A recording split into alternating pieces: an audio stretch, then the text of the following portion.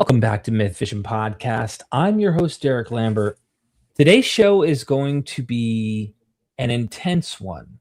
I recommend you buckle up because you're going to go through someone's real personal life. They've gone through extreme trauma and they've come out and the light was at the end of the tunnel.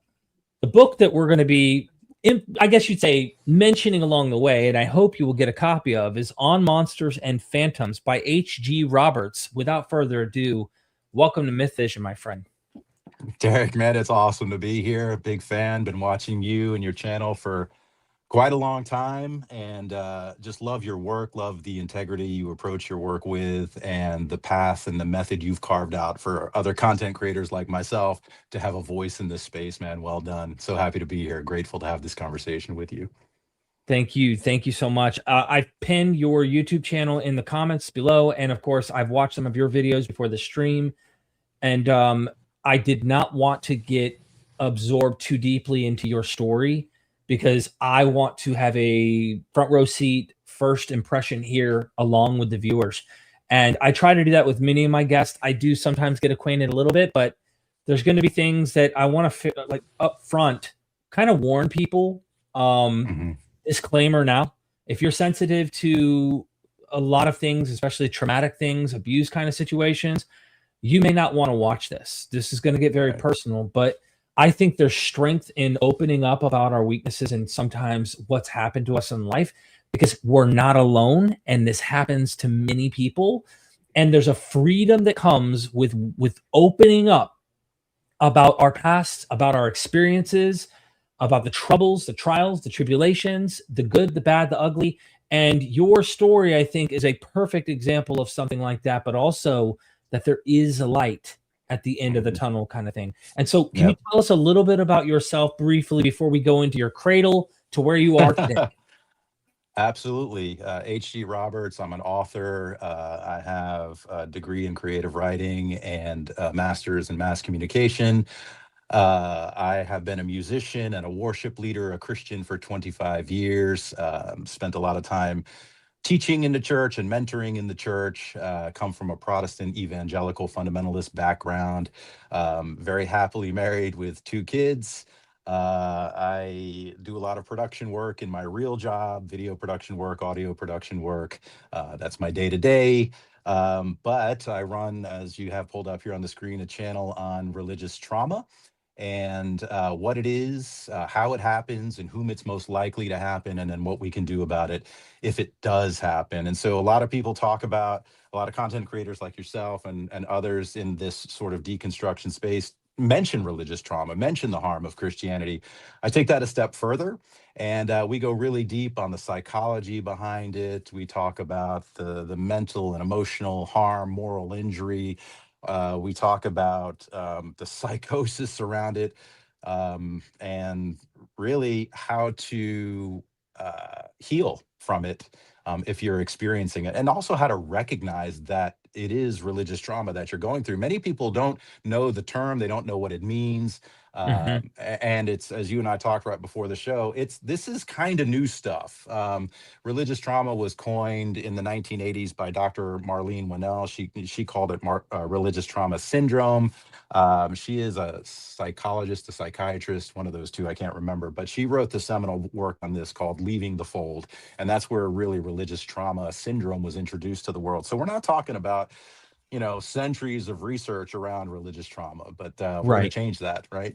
Yeah. We are. And by the way, I wanted to ask you on the front cover of your book. Yeah. I've got it here. Let me just come back to me because I hope everyone goes in the. Is that you or supposed to represent you? It is supposed to represent me. Yeah. I had a great child. graphic designer. Yeah. As a child. Yeah. Reading the Bible. Reading the Bible. You can't probably see it there, but the idea is what you see surrounding that is what's going on in a child's mind when they're reading, say, the book of Revelation at 7 years old. So that's what that's meant to depict. Yeah. Chaos, the monsters. Chaos. So H.G. Roberts here, ladies and gentlemen, let's talk about your childhood. Your parents' faith, what kind of religion, what kind of denomination, what was your religious experience like as a young person, and a little bit about your life as we move through, and we'll progress to today. But take us on So I grew up with a mother and father, a normal family, and my parents divorced, I think, at around 5 years old. And that was a traumatic event, too. And I know this because I don't remember it. And, when you study trauma and you understand what a child's mind does in terms of blocking out certain memories that were really hard, that is true in my own life. I don't remember the time where my father was gone and a new stepfather entered the picture. It just seemed to transition like a bad movie in my mind. But they were not religious, mother and stepfather, not religious at all. So fast forward, I'm not going to get into the abuse just yet. We'll come back to that. But later in life, my father, who remarried, and the stepmother, this is probably when I'm in middle school, became fundamentalist evangelical Christians. And so that was when it really started to take hold in my life, Christianity. However, and this will get back to if we want to go here now, we can. In my early childhood, after my parents divorced, I'm now 7 years old, living with my mother and stepfather, who were not religious. Um, there was a fundamentalist Christian family across the street from me, and I was best friends with their son. We were the same age, about 7 years old. Um, they introduced me to the God of the end times through the book of Mm, Revelation. And I'm going to come back to that story and why that story matters, because before this, I was repeatedly sexually abused by another man. And you reminded your audience that this could be triggering. So I want to, preface that again. For this went on for about 8 weeks, a bigger, stronger, older man.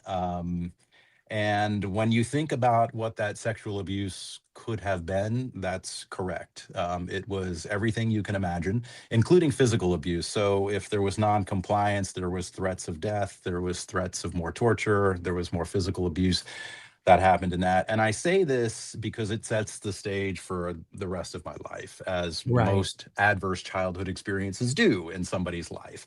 They cause cognitive rewiring and things like that, which we can get at cortisol floods and all that stuff that we can get into later. But so having been sexually molested by a bigger, stronger, older man, and then on the heels of that, coming back to this family that was a fundamentalist Christian across the street from me at 7 years old, they decided that they would do the Lord's work and introduce me to Jesus Christ through the book of Revelation by basically telling me, hey, the world's about to. I was over to their house for dinner one night, and the whole family, they had, I think, 5 kids. They were all sitting in the living room. And that's when the father pulled out the Bible and said, HG, let me tell you about Jesus Christ. You probably don't know who he is. And I said, I don't. And he said, well, you need to, because the world's coming to an end pretty soon, and there's going to be some terrible stuff. And then he proceeded to tell me about the book of Revelation, the plagues and the wars and the Antichrist, and being branded with a 666. And I'm telling these details specifically because they're important for later in life. And I sat there terrified of what I was hearing, and trying to imagine, as you know about child psychology, kids will try to imagine literally this stuff happening as Yeah. being described. The famines, war, plagues, all that stuff, bowls of wrath being emptied out. And I remember the father, after telling me all this, hey, and saying, hey, now are you ready to accept Jesus Christ as your Lord and Savior so you can be protected when the tribulation comes, when the end times come? Because don't you want to be protected? Because if you're not, you'll be the devil's property. You'll be branded with a 666, and you'll be tortured not only here on earth, but in hell for eternity. So which do you want to choose? Do you want to choose Jesus, or you want to choose the devil? Well, I chose Jesus in that moment, of course, right? As Yeah. many kids do when confronted with this story. And I remember leaving that house, and I lived across the street, and it was evening or duskish, and the sky was red from a sunset, just terrified and imagining, balls of fire and stars crashing to the earth based on the stories that I had just heard. And went home, and I remember crying and weeping out of fear. I kept it secret, though, because my mother and stepfather were not religious, were not Christian, and I didn't want them to know that I had just experienced some kind of religious conversion thing at my neighbor's house, because I knew they wouldn't like that too much. So Yeah. I kept it secret. and they gave me a Bible. And stupidly, as a 7-year-old sexually abused child, I started reading Revelation to try to learn more about what they were telling me. 7 years old, all right? What are you going to process at 7 years old? And that was my first experience with Christianity, my first Wow. experience with Jesus and with God. Um, and so that's the early years. We'll pause there, and then we Yeah. can we can advance the story as we go. But anything you wanted Yeah. to interject, I'll give you the opportunity. Yeah. I mean, each person's different. Did you keep the abuse between you and you alone at the time because of the threats? It wasn't until probably later when you Absolutely. knew. Yeah, Okay. And then as absolutely. far as obviously the apocalypticism and the kind of insane revelation we get, and it's crazy, full of blood, full of crazy war, Yep. all that. Yep. I had dreams when I was a teenager, just to relate to what you said about the end. Two Yeah. different dreams that stood out that I remember distinctly. One was the sky filled with fire, and a girl Hmm. that I grew up with that lived around the corner goes, "What the hell?" And I look up, and the fire's hitting the earth from a distance, and it's coming at me. And I close my eyes at the last second, and I wake up, and there's Jesus with a pen, but his head's turned away from me, and he's saying, "Derek, everything's Oof. gonna be okay." He's whispering to me, "Everything's gonna be okay." And then Yeah. the other one is this: I was sitting on the porch watching lightning strike, just a thunderstorm in North Carolina, and I all of a sudden like just that clap happened, and the lightning struck me, and I'm being sucked up, and I see all these other thunderbolts attached to humans, kind of rapturing them up into heaven because I believed in a rapture type of Yeah. you know Oh yeah. end. So I can relate to it really coming to life, like to Hmm. life for me in my beliefs. And anyway, um, that's really, really an interesting childhood you had where your parents weren't religious. Yeah. You got the Yeah. Jesus. I also think it's interesting that an adult is already indoctrinated, but then is pressuring you. That's what happened to Hmm. me in church as well, where Hmm. they guilt you into realizing you've done wrong. They got to give you the disease Yeah. so they can give you the cure, kind of thing, Yeah. because it's part of the system of Christianity is you are broken and you Yep. need this to be fixed. But I didn't know Yep. I was broken till you really told me how broken I Right. was. Right. Yeah, so it's a combination of guilt and terror, and no child's ready for that kind of thing. And the thing I always say in a lot of my videos is I ask Christians, I'm like, was what the family did good? Was it righteous? Was it a divine calling? Did they, was I a divine appointment for that family? Did they pray ahead of time to say, hey, when HG comes over, let's share the gospel with them? Not even the gospel. It was revelation, the gospel through revelation, if you will. And so I really want Christians to wrestle with that. This is a narrative that is in their Bible. Whether they believe literally in revelation, I know you've done videos on it or not, doesn't matter.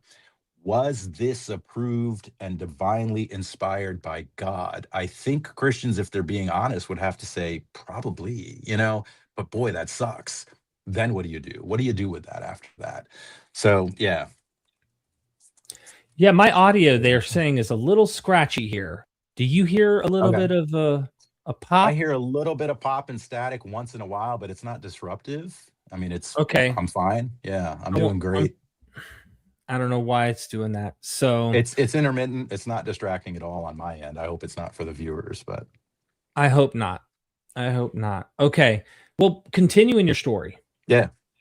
So another important thing that's developing in me as a child is I just fell in love with music. I was the kind of kid that any instrument you put in front of me, I know not only wanted to play, but I learned how to play. I taught myself, whether it was drums or saxophone or tuba, piano. And as I aged, I was in every band. I was in marching band and jazz band and concert band, symphonic band. I led bands. I was in citywide jazz bands and stuff like that. So I was constantly playing music and learning more about music. And so that was a key part of my life as a child growing up. I loved music. Music was everything. And in fact, getting back to the anxiety disorders that developed in me because of the story of revelation and being told that at a young age and also being sexually abused, music was a way of an escape. It was a way to relate to the world. It was a way to either express my own emotions or understand the expressions of somebody else's emotions through music. So music became an incredibly powerful tool, something that resonated with me deeply. And that's going to play a role as we go throughout the story. But maybe we can just kind of jump ahead to middle school. Okay. And I don't know how old you are. I'm 54, and I grew up in the 80s. And those who grew up in the 80s will remember there was always a constant threat of nuclear war. There was a movie called The Day After that premiered, I forget what year, I want to say maybe 1983. I could have that wrong, but I saw that movie, and of course, it depicted the end of the world as we know it. And what does that do? That brings back all the traumatic memories from my childhood with that Christian family across the street. This is what trauma does. This is what triggers do to somebody who's been traumatized. All it took was seeing that movie, and I became disordered in terms of my mental health, with anxiety disorders and with fear, and it was unhealthy, and it would have been diagnosable if I went to see somebody. I didn't at the time because I kept it all hidden. What is wrong with me? Why am I feeling this way? I don't want to talk about this. Nobody will understand how fearful I am becoming of a nuclear war, to the point where I'd hear planes flying overhead, jet engines, and I think, oh God, they just launched the missiles. I can't find cover. Who's going to find cover from a nuclear blast, right? I'm a dead man. And so for, I don't know, a couple of years, I developed this really unhealthy, disruptive fear of a nuclear war. And because I associated that, fire bombs and whatever with Revelation, this was going to be God destroying the world through a nuclear war. Antichrist is coming, blah, blah, blah, all of that. And I remember this is like middle school time. And remember, I told you my father and stepmother had become evangelical Protestant fundamental Christians at this time. I worked up the courage to share with my father, who I knew was a Christian, that I was terrified of a nuclear war, and I couldn't sleep, and I was having nightmares, and I couldn't breathe regularly during the day because the anxiety was constricting my chest so much. Right. And I was on my, I didn't live with my father and stepmother. They lived far away, and I was on the phone with both of them at the same time. And I'll never forget, my stepmother said, "Huh, nuclear war? God's not going to let a nuclear war happen. He's not going to let man destroy the world. He's going to do it himself. So don't be afraid of a nuclear war." I immediately was relieved. Now, Yeah. Yeah. Yeah. I immediately heard God's not going to let a nuclear war happen. I totally discounted the he's going to destroy the world Of himself course. part of it. But yeah, because I was so immediately relieved by, wait a minute, he's not going to let a nuclear, I don't have to fear a nuclear war. And that was the trigger that kind of, remember, living with mom and stepfather, not religious, whatever, but that was the trigger that pushed me over the edge to say, what is this God really about? Can he protect? Because they were like, he'll protect you. He's not going to let a nuclear war happen. Then he became a protector God. So again, you have to go back to sexual abuse, unprotected, nobody protecting me from this monster, this predator, this abuser. And all of a sudden, I'm told that there's a God who can protect. And that was the moment that I started thinking more seriously about really God and a relationship with God, even though I had accepted Jesus at 7. Who knows what they're doing at 7 years old, right? So that's when, and then as I aged into, high school age and whatever, I started thinking more critically about God, looking at the universe and the stars and things. There's got to be something out there. This must be God. And so that's starting to develop in me. I wouldn't say it took complete hold of me at that age in high school. We'll get to that in a second as I got older. But I want to come back and say that during that nuclear war fear time, this is another important part of the story.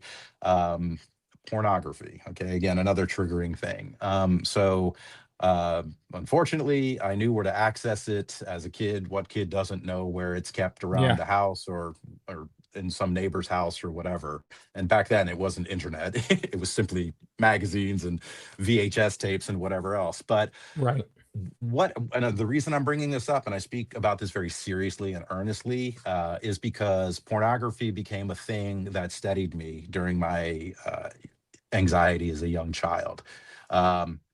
I I didn't know what to do with it. I didn't understand quite what sexual things were, but I knew that looking at women, naked women, was something that equalized my brain functions. As the cortisol's firing, looking at this, then here comes the dopamine and the serotonin to kind of stabilize me and help me to, at least in the moment, for a temporary period of time, not feel so anxious. So that became a learned behavior of mine, was to Yeah. seek out that, and that'll play a role as we go forward as well. So now we're kind of getting into maybe post high school. Maybe I'll pause here. Yeah, your Any mom and interjections? dad, Yeah, yeah, yeah. your mom and not interjections, but just simply your mom and dad are now believers. They weren't before. My Um, dad and stepmom okay, were your the dad and believers. stepmom. Got it. My mother and stepfather were not, and that's who I lived with. But I would visit my dad and stepmom from time to Okay, time and get got it. doses of Christianity from them. Yeah. Yeah, and of course, I've dealt with anxiety, panic disorder, all of that Mhm. recently, and I know that one of the key things is to distract your mind and really Yes. distract it. Like, the point is to get Yes. it to not be focused on, I can't breathe, I don't feel good, all of that. You need to have your mind completely distracted, and what better to do that than Exactly. what you're describing. So, um, Yep. yeah, so you're taking Jesus seriously. You're middle school. Are you now trying to find a church, or it wasn't even about church yet? It was just, where are Right. you at in that? So we'll push through high school. High school was music and sports and fun and all that, and then getting into college. Um, I was dating a girl in college, and I remember my father coming to visit me at college and saying, "Is she a Christian?" And I said, "Well, I think so." And so if I still wasn't that serious about it to not know if the girl I was dating was a Christian, and that's when I got the talk. Well, she needs to be, or she's going to lead you astray, and that actually influenced me, and I regretfully at the time sort of distanced myself from her because my father's influence was so strong at that time, and I was incrementally growing toward Christ. I just didn't quite know it yet.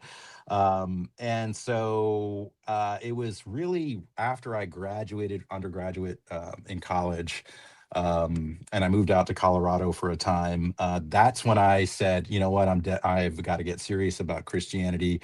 My father was writing me letters. He was sending me mixtapes of Christian music, and I that's when I made the decision. I'm going all in on this. I want to be like my dad. I want to make my dad proud. There's some of that baked into my story as well. And so I would say, yeah, it was right after college that I started attending a church, and my father was like, the only church to attend is a Presbyterian. There's PCA and USA. I think the PCA was the USA, I think, is the more progressive reform version of Presbyterian. So you can only go to a PCA Presbyterian church. So I found one in Colorado, and I'm going to church, and I'm learning about Jesus, and I'm learning how to praise and worship corporately with Jesus. And at the same time, this damn pornography addiction is taking even more hold. And I would say at that time, I'm not necessarily fighting off, constant daily anxiety and depression. Life was pretty good. I had a college degree. I was living in Colorado. I was working just, as a waiter at a restaurant, and I wasn't fighting off any real demons. But you can see what as I'm building up in my Christian walk, the pornography is becoming stronger. And of course, as a Christian, I would have said, well, that's because Satan wants you in his camp, not in God's camp. And that's why you're getting more tempted, and it's harder to fight off that temptation and blah, blah, blah. But then it was when I moved from Colorado back to where I live now. And I moved back to where I live now to pursue a music career. Remember, I'm still loving music, playing music, and I joined a secular band, but I found a PCA Presbyterian church in my community here, and I met another lovely woman who's a very strong Christian. And boy, that's when it really, really, really took off. And I locked in for Christ and committed everything to Him. But I was still in the secular band, and I was still wrestling with porn from time to time. I confessed that to she became my girlfriend at the time. I confessed that to people in the church, and people were praying for me. So now I'm starting to understand spiritual warfare, and all this is starting to make spiritual sense about why this is happening to me. But I'm still in this secular band. We're gigging out all the time. We're doing things. And God, I'm just kind of jumping real You're far fine. ahead here so we can get this going. And Well, then I'm God sure says, there's a lot more to your story, obviously. But yes. Yeah. and God says, secular music is not what I have for you. I want you to leave this band. I have something better for you to do musically than this band. And so I quit. That day I quit the band. And my guitarist, the guy who started the band, was like, what are you talking about? And I said, I can't explain it. God laid it on my heart. This is how I'm talking. I've got the language down now. I'm like, God laid it on my heart. He convicted my spirit that this is not this is not his will for me. This music doesn't glorify him. He's got something better for me with my music. And I'm dating this Christian woman who's just amplifying my faith and convicting me of how to become a stronger, more powerful Christian. I'm involved in the church now. I'm getting very active in the church with youth ministry and everything else. um, and got married to this woman. It was very a Christian wedding. God, after fasting, God convinced me, this is who I want you to marry. So I married her, and then I quit the band, like I said, and then I went into graduate school. I live in a community where there's a major university that has a very strong communications program. So I decided to get a master's degree in mass communication. I'm now married. I'm very active in the church, and I'm like, what does God want me to do with my music? And so I'll keep going. I'll just keep going here Keep to kind going. of Yeah. give you the major milestones. Um, I actually have some notes here. I'm just making sure that I am not missing anything. So Yeah. I what did I do? I'm trying to remember the order of things. I I believe I joined the praise and worship team at the church to say this is where God wants me to use my musical talents. And life is pretty good, except from time to time, even though I had confessed it to my wife and I had sought counseling in the church, God dang, that porn addiction wouldn't leave me alone. And I'm not going to say it was a daily thing. It was not. I mean, I felt like I had pretty good spiritual control over that. But it would happen, I'd fall or I'd backslide from time to time. It wasn't often. And when I did, Derek, oh my God, you can relate to this. I know, The and I know guilt. your viewers, the guilt and the shame was unreal. I mean, it was a nihilistic, depressive. I know you had Britt Hartley on the channel the other day, and Yeah. She she's rocks. taught me so much about nihilism. But it became that. It became, I am so unworthy of calling myself one of God's children because I can't. It shouldn't be happening at all. Not that it happens just once a month. I mean, it was, and the reason that happens, and we'll pull on this thread just for a minute, is because of the type of mental temperament that I have. And this is so important when we talk about religious trauma. Some people might be like, just brush it off, ask God for forgiveness, and put on your boots and go forward. That's not what I could do. Some Christians can do that. I could not do that. I went into a depressive state. I'm a highly sensitive person, an empath. I have a melancholic temperament. I have, on the Myers-Briggs and the Enneagram tests, I tested high for feeling and intuition. I'm an Enneagram type 4, if people know what that means. All that's very important. And I also had life experience, adverse childhood experiences. So when you combine mental temperament with life experiences, some Christians are going to react the way you and I and others react in terms of the guilt and the shame. It is extremely disruptive, and it is extremely overwhelming. And it is something that you're not sure you can be restored from. And it takes a long time to overcome that guilt and shame, and to sense the restoration from God. Some Christians will say, "Oh, it should be immediate. You ask God for forgiveness, you repent, turn away, and you get back on track, and boom, you're done. He forgives your sins as far as the east is from the west. He remembers your sins no more." Well, scripture doesn't quite paint that rosy of a picture often. Right. Sometimes it does, and often it doesn't. And so my mind ruminated, scrupulosity, OCD, and rumination and stuff like that, ruminated on the times that God really punished and exerted wrath on people who backslid or fell or were disobedient or whatever. And so, I can relate. I mean, I yeah, in high well, school we had this thing called Trojans for Christ, I mentioned this in a video I did recently. If those who are watching haven't seen it, the only difference is it was almost every other day Yeah. I would watch porn, you know, Yeah. and I go Yeah. down. I have to do the walk of shame, which I go, is there anyone who's, you know, holding secret sins that needs praying Yeah. for it? And I always wondered why I was like the only guy who kept Yeah. walking down there every other day. Right. And I Right. mean, it's funny now looking back, like, holy shit. But truthfully, like, I took it so serious that I was like, why? I need to get these demons out of me. Now, this was a very charismatic form of Christianity youth group at this public school.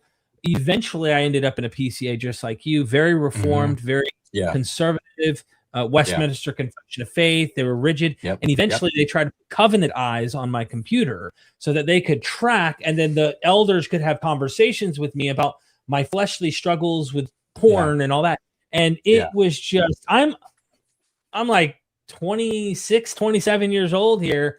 And my wife's going, this is weird. You know, like she didn't understand.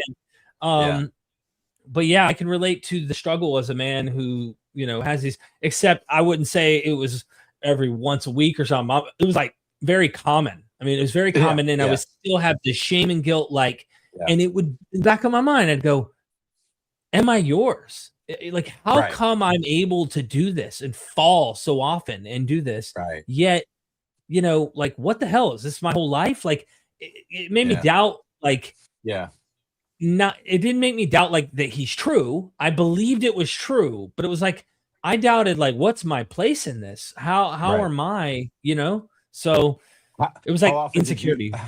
How often did you re-pray to receive Christ through that time? Just to make sure. I mean, I can't count. Yeah, I can't count. I mean, my whole life, I've gone and got rebaptized, resaved, altar calls, tried different methods, catechisms, like any magic word I could say to try and make sure.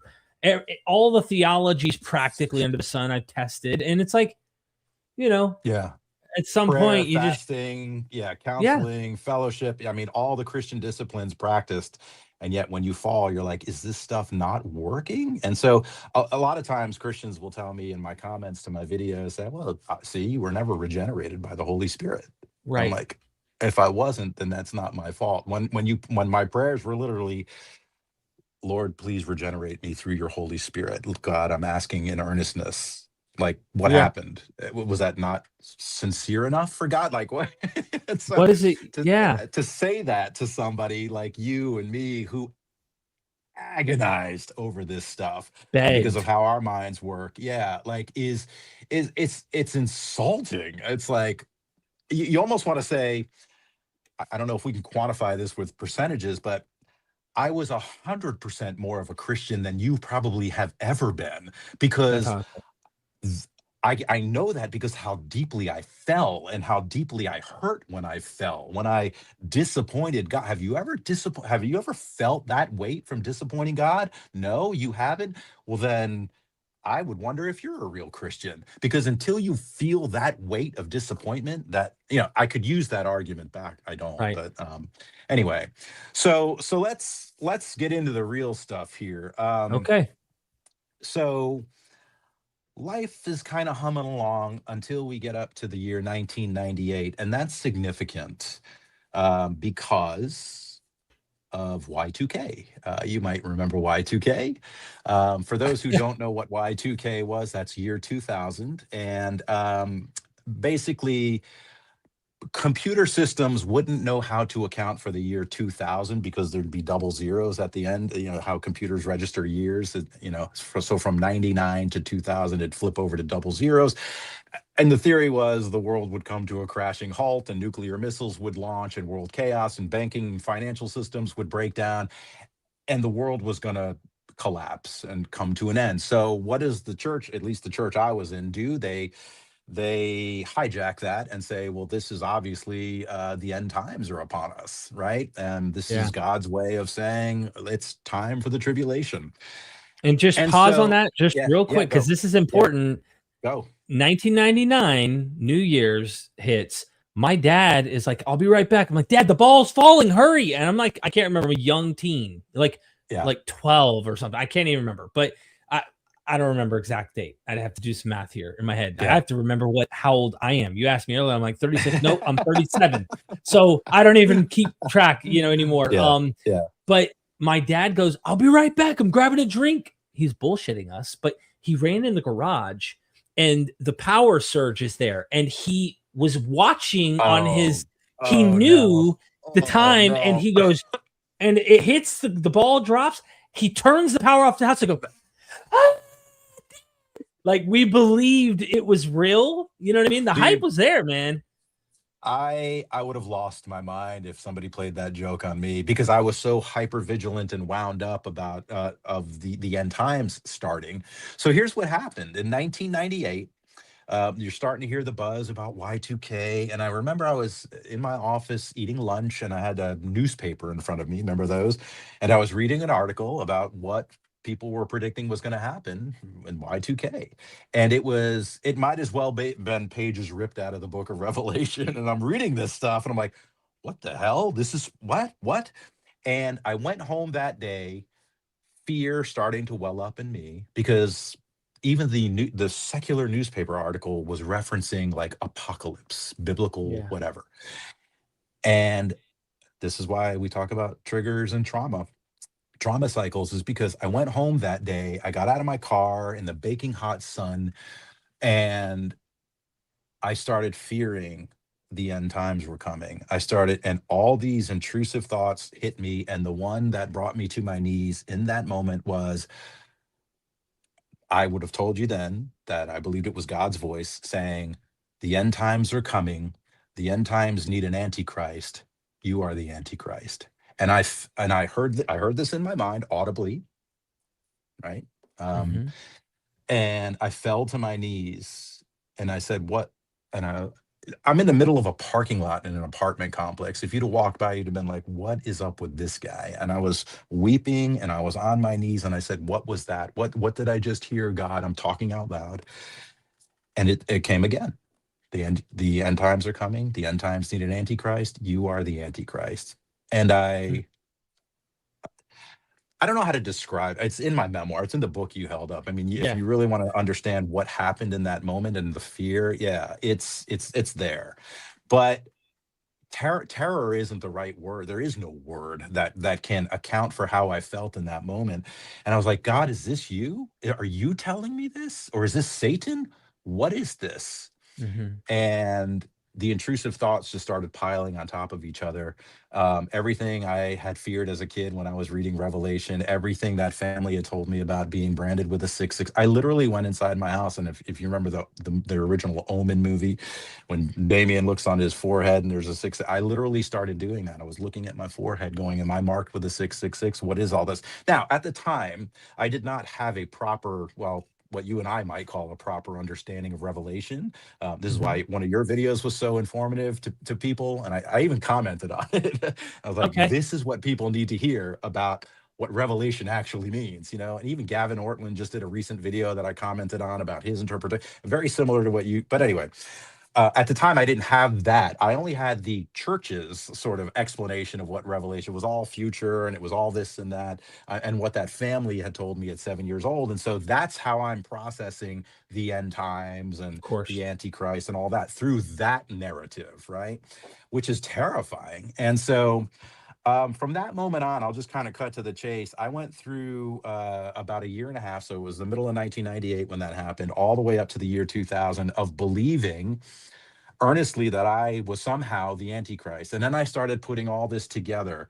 Porn, that porn addiction, which I had overcome by this time. It wasn't a part of my life at this time. I was happily married, but God was reminding me, remember all that porn. Now, Christians, well, that's Satan, that's Satan, that's Satan. I'm like, but even if that's Satan, why was God not protecting me in that moment? Because you can bet I was begging for God's protection over my mind. I was reading books on spiritual warfare. I was seeking counseling in the church and expressing to them what was going on in my mind. And they were like, well, this is all demonic stuff, man. And I'm like, but why?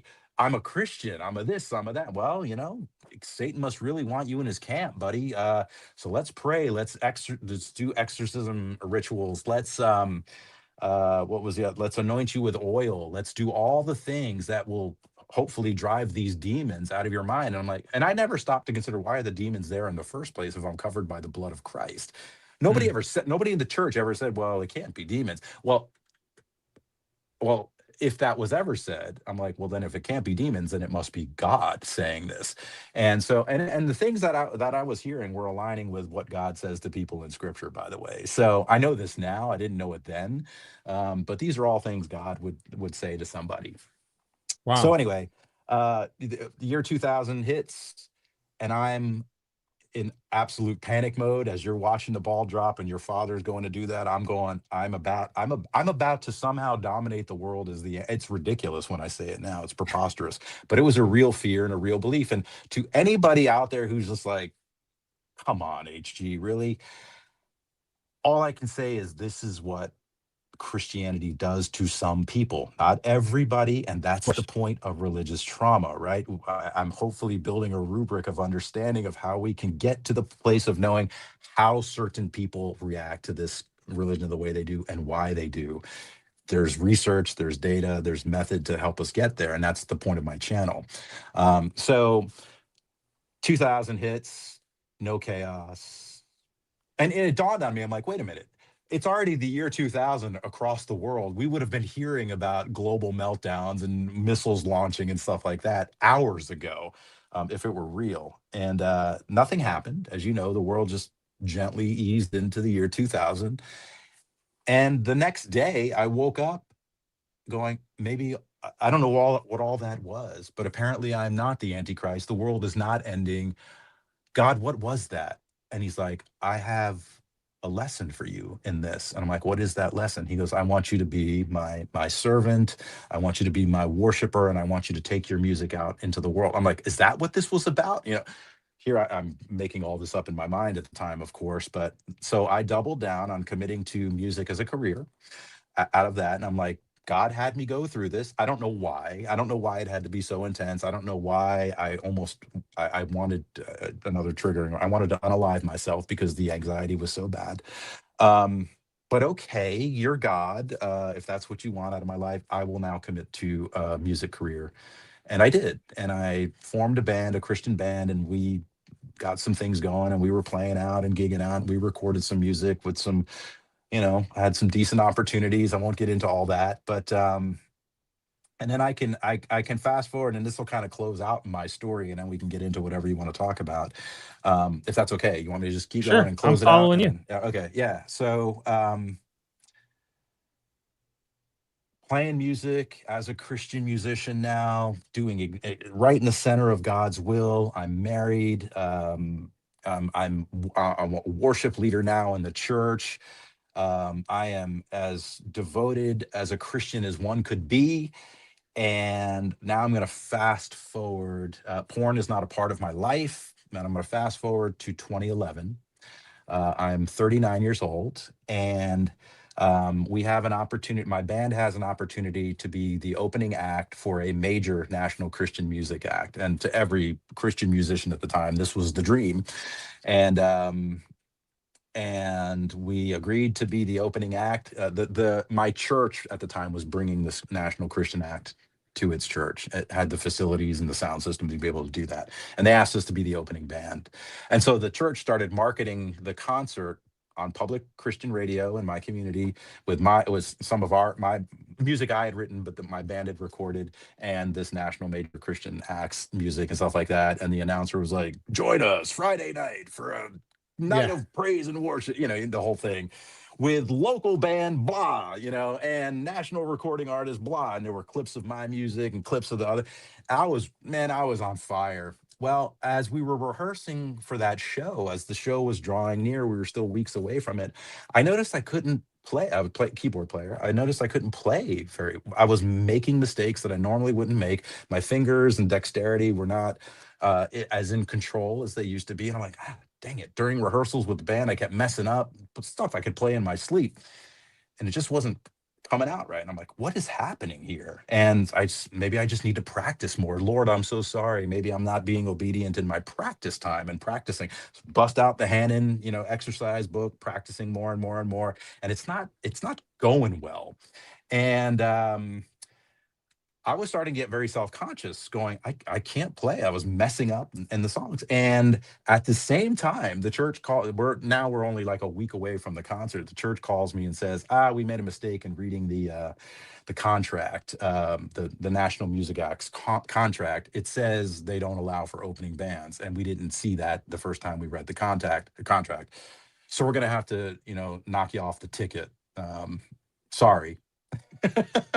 So I'm not playing well, right? And then this happens. And I'm like, of course, the melancholic, ruminating OCD mind. I'm like, what are you trying to tell me, God? What is this? Right. And I went into a depression at that time. I know it sounds silly to some people, but when you feel God has called you into ministry and he's going to anoint you, and he's like, you're going to be my worshiper before the people, and you're going to lead other people to Christ through your music, and all of a sudden you can't play very well, and the biggest opportunity you have to actually be in front of the people, and build up your music career in your band, and you lose that opportunity. Well, somebody who's been traumatized with OCD, is going to ruminate on that and say, what are you doing, God? And start to think, uh-oh, have I done something wrong to earn this or to deserve this?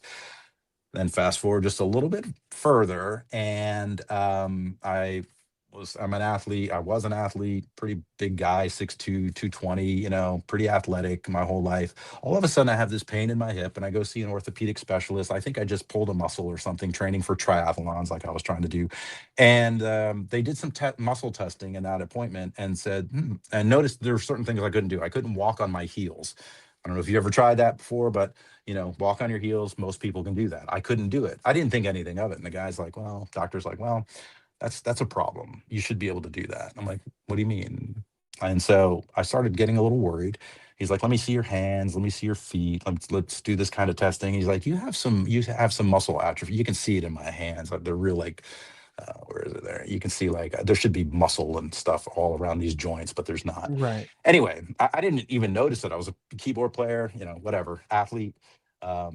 So they said something's actually seriously wrong with you. You have some sort of neuromuscular something going on in your body. That's the word he used was ominous. Something's ominous, and we've got to get you into a full workup with neurology to see what's actually going on here, because this is not normal. I left that appointment, and the only thing, an intrusive thought was, you have ALS, amyotrophic lateral sclerosis. You probably know what that is. That is the worst kind of neurodegenerative disease that often results in fatality within 1 to 3 years after being diagnosed. People who have had it. You've heard of it. And I thought that's what the doctor was telling me without telling me, because I had to get into a neurologist's office within a couple of weeks to get a full workup done to test. So in the I meantime, actually during those, haven't. I've never heard of that, actually. I didn't know this. Yeah. ALS, Is okay, it? Lou Yeah. Gehrig's disease is another term for it, and Okay, I've so it heard of is, it. yeah. Yeah. Interesting. And so it's a devastating disease. I've known people that have had it.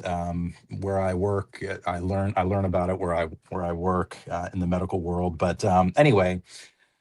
For 2 weeks from that appointment until I could actually get in to see a neurologist, I believe the doctor told me I had ALS without telling me I had ALS until they did more testing. So I told my wife, I said, I think I was just told I have ALS.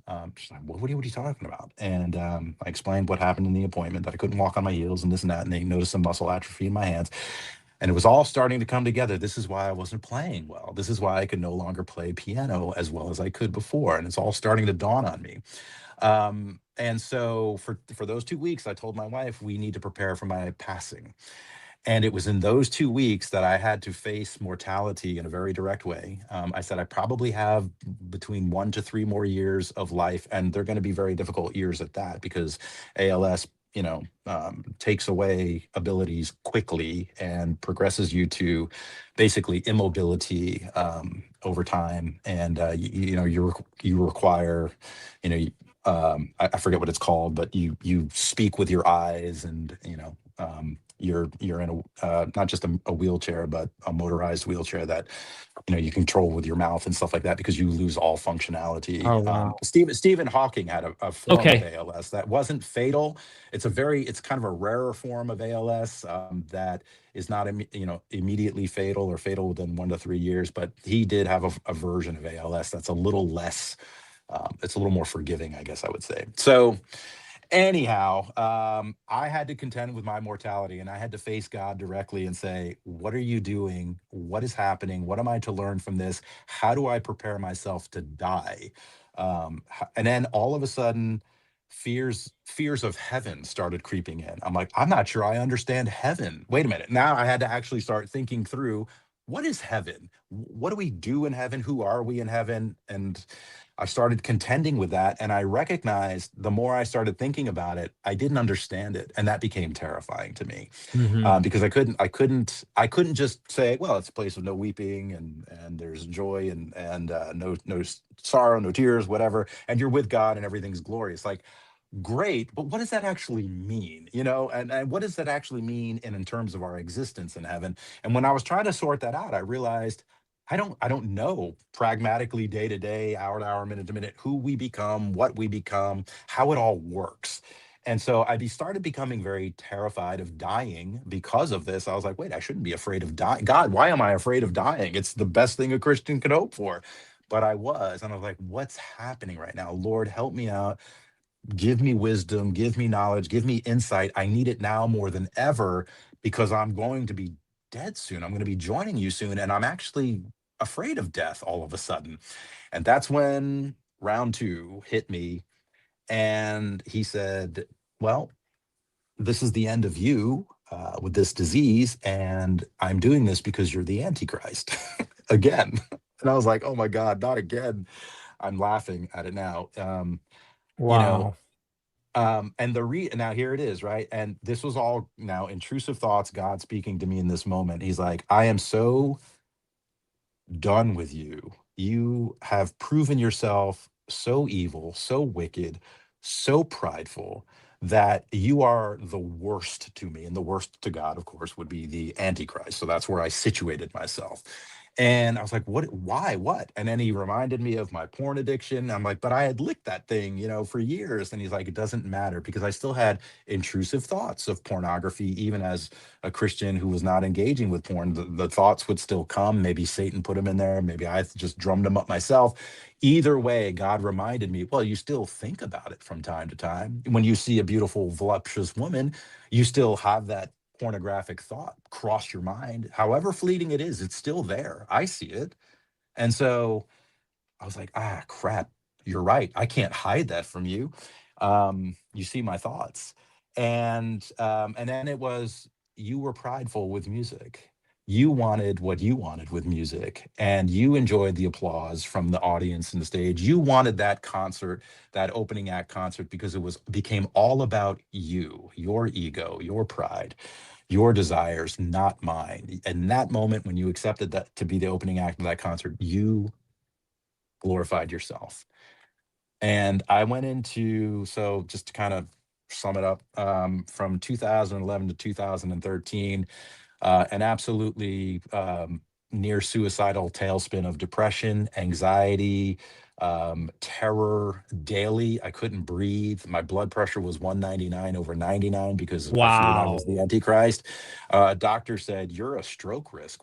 You're Yeah. perfectly healthy. What's wrong with you? And I couldn't tell him at well, I think I'm the Antichrist. It was ridiculous to say this publicly until I finally worked up the courage to tell my wife, who, I'm not going to say she laughed at me, but she was like, are you ridiculous? Do you think God would have had me marry the Antichrist? Get a hold of yourself.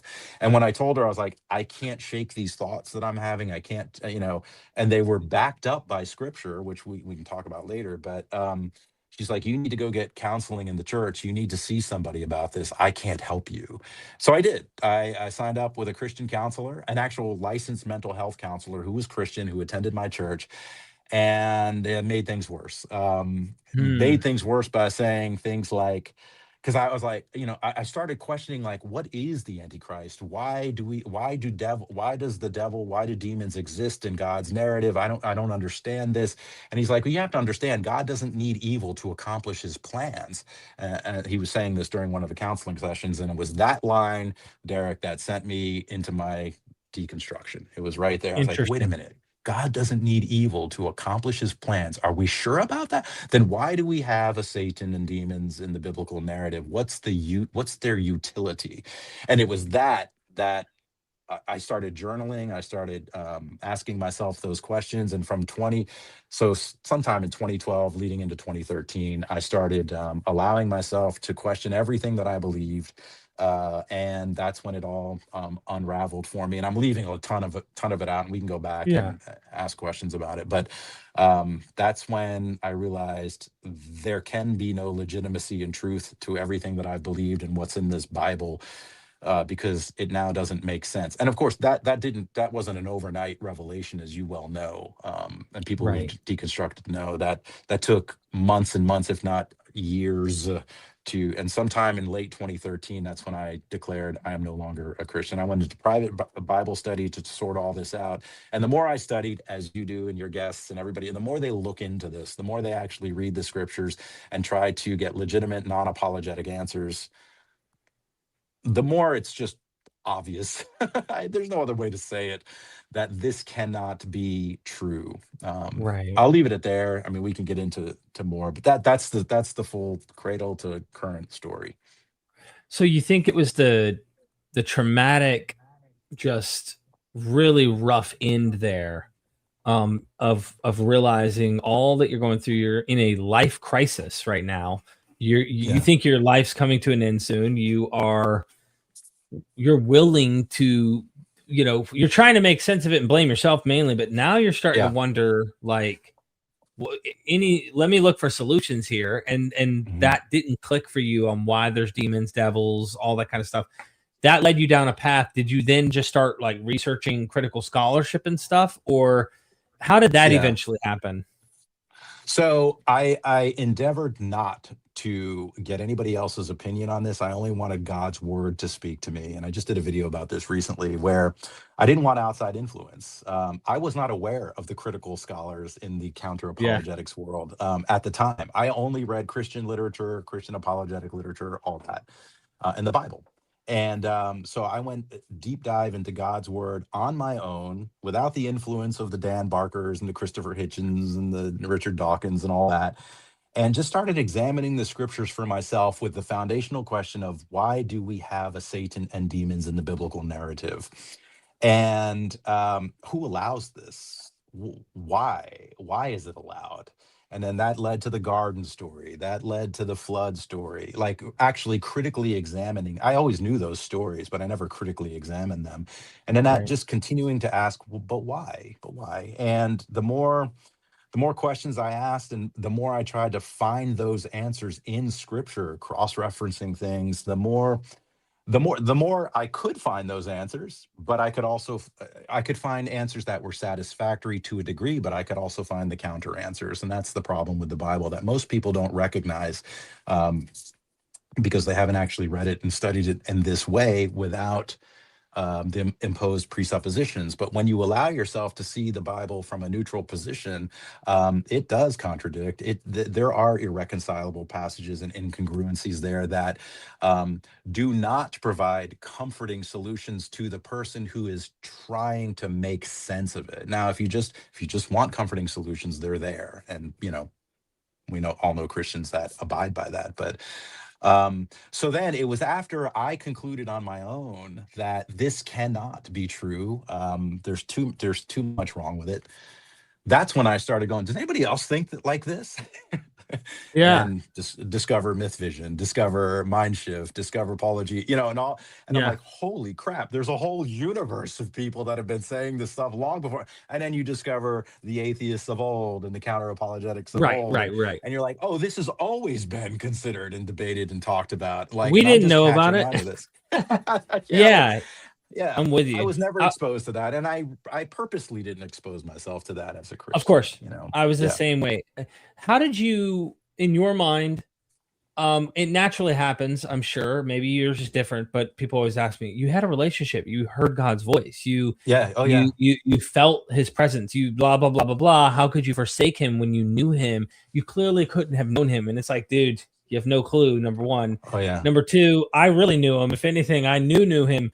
But him was me all along. And so for Yeah. me, it was getting into science that started making me realize, like, not only that voice in my head, I just started going, what if that was just you? What if that was just like you yourself the whole time and not really God talking? And then you guilt tripped yourself and all these things. So I kind of wonder, how did you rationalize as you exited every bit of that experience you had in your previous life, from the trauma as a young boy being abused to the apocalypse and all that? Yeah. So when you start to understand religious trauma, you start to understand adverse childhood experiences and how that rewires your brain cognitively and predisposes you for priming and conditioning and things like that. It's very easy to look back and say, oh, this is how that happened. I had visions of Jesus, man, standing in my bedroom, standing at the foot of my bed, just watching over me, a very comforting vision at the time. And when you actually study the psychology behind this stuff, you see and understand how your mind builds these narrative, builds these constructs, and can actually dupe you, and confuse you. And trick you into thinking something that's not something something is there that's not really there. And so, man, as amazing as those experiences were, and they felt real and legit, when I was a Christian, I now understand what they were from a psychological perspective, and that doesn't make them any less profound. You know what I'm saying? Like, I will tell you today, I enjoyed those experiences. They were wonderful. It was the greatest serotonin dopamine rush you can imagine when you encounter the spirit of Jesus in your bedroom. Of course, that's amazing. But yeah, once you start to understand cognitive filters and pathways and the different parts of the brain that are firing to provide this particular experience for you, then you realize what all this is. I don't want to get into go down the neuroscience path too much here, because then that's medical jargon, and that's for the experts in neuroscience to talk about. But that's what it is, and when you research the stuff, you discover that's what's happening. I mean, trips, drug trips and things like that can provide similar experiences. As we know, there's comparisons in the real world, like how these delusions and the experiences can be triggered by chemical substances and everything else. So it doesn't have to be an actual spiritual event. I wanted to, I'd love for it to be, right? Wouldn't you? Like, go ahead, man. No, I'm with you. I told Britt yesterday, we did a live stream yesterday. I said, look, I do wish this stuff was true, that there was when it ends, it isn't over, or like, like some of the magic was real. I mean, who wouldn't want to, like, right now, more than anything, my mother-in-law's dying of stage 4 cancer. She's got stomach cancer. She's got Mary Joseph, they call it like a nodular Mary. It's like a very rare and very intense form of cancer that sneaks up. It's in her bloodstream. She's got, within 11 months to live. Right. And it's one of these events.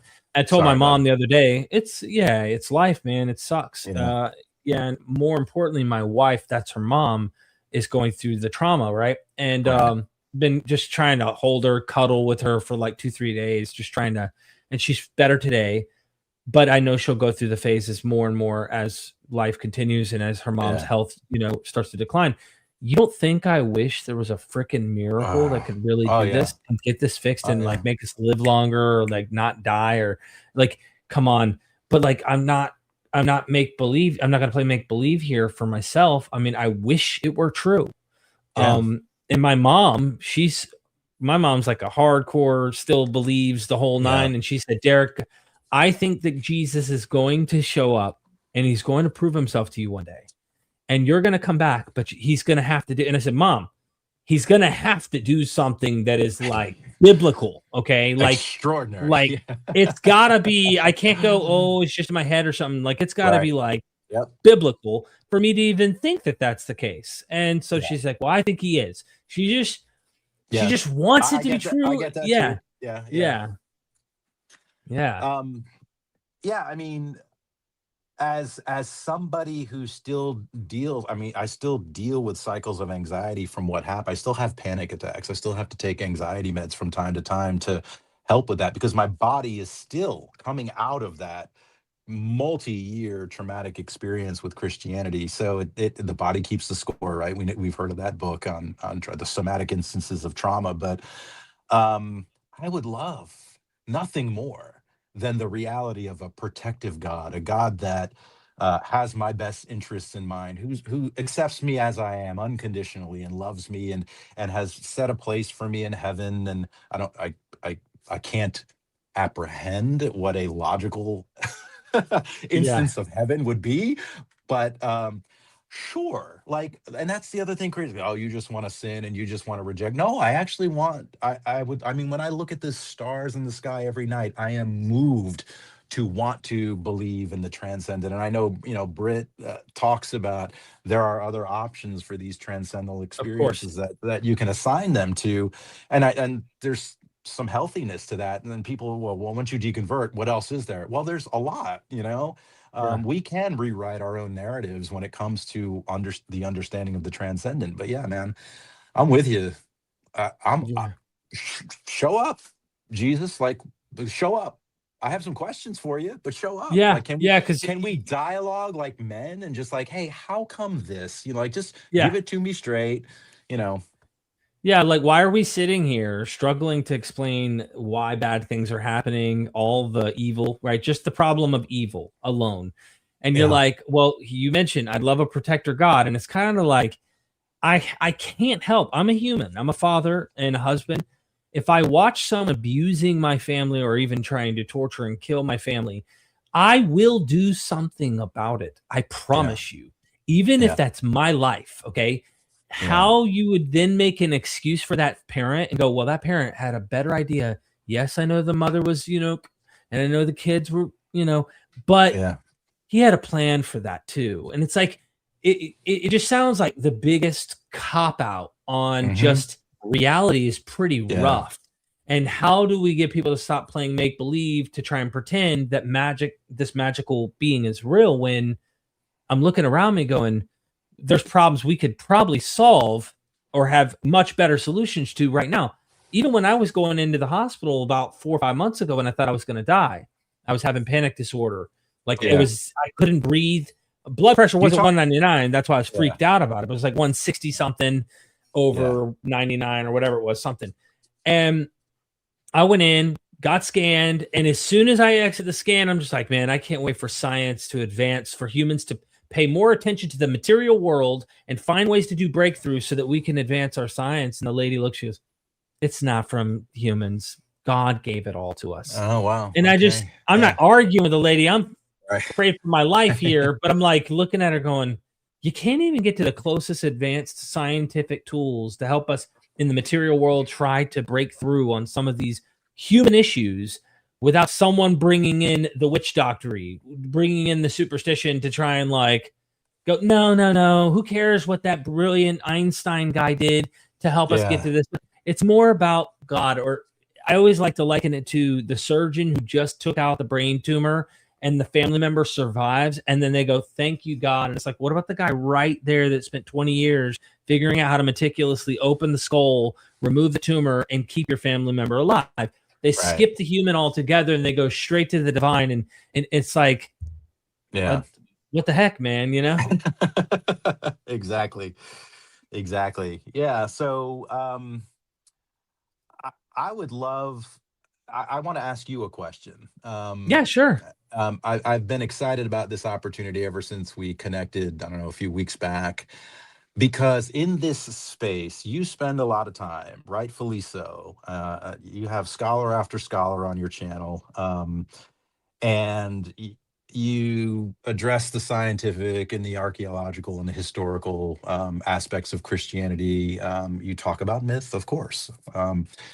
But in your mind, what can we be doing as a community of content creators, atheists, agnostics, whatever, to help legitimize the conversation around religious trauma. I have a video coming out on what's today, Thursday, Sunday. I hope everybody will watch it.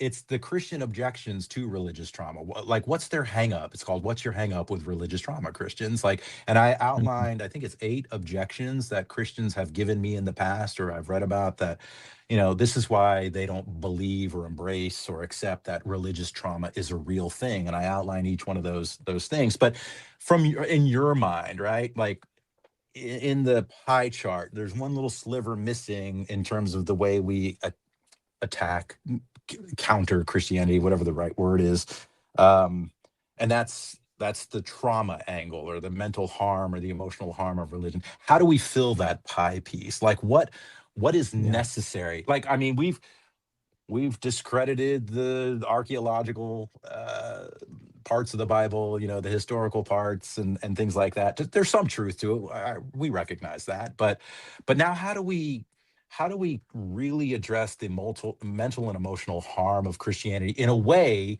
that positions this conversation uh, on the same playing field as Apologia's, you know, resurrection argument, and, you know, the Right. arguments that you make with the scholars? What do you think it'll take? Oh, I think more time, of course, Yeah. and more people talking about it. So that's inevitable. Real quick, Kenneth Snyder, thank you for the super chat, my friend, and for being a member. Appreciate the support. He just says there's a lot of stories in the Bible that is just too far fetched to be believable. And I do Yeah. agree with that. So religious trauma for me so first of all, we have many Christians who don't even accept the basic archaeological facts that are in front of us even today. A lot Right. of apologists. I, I do. I hit every angle I think I know how to try and get people to be convinced, and Yeah. oftentimes cognitive dissonance is what I honestly think is like a driving issue preventing them from being willing or even capable. So it's almost like when you go to a 12-step meeting and they go, there are some of us who are I think that it's the word institutionally incapable of being honest, or something to do incapable of being honest with themselves and others. They are not at fault, right? It's like in the traditions. And in my mind, I think cognitive dissonance is at play because as soon as I shift it to, Islam, as soon as I Hmm. shift it to any other religion, that protective defense mechanism is turned off, and they're happily glad to hold my hand, sing kumbaya, and go on with me.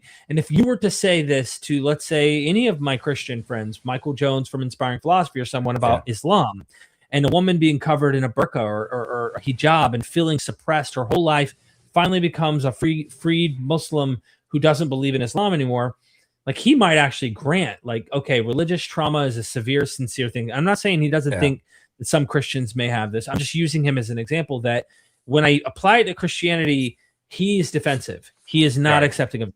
But if we talk Right. about Islam or something that's really like they believe that's a harmful religion, they believe that Right. overall it is a harmful political religion that is causing actual real world problems.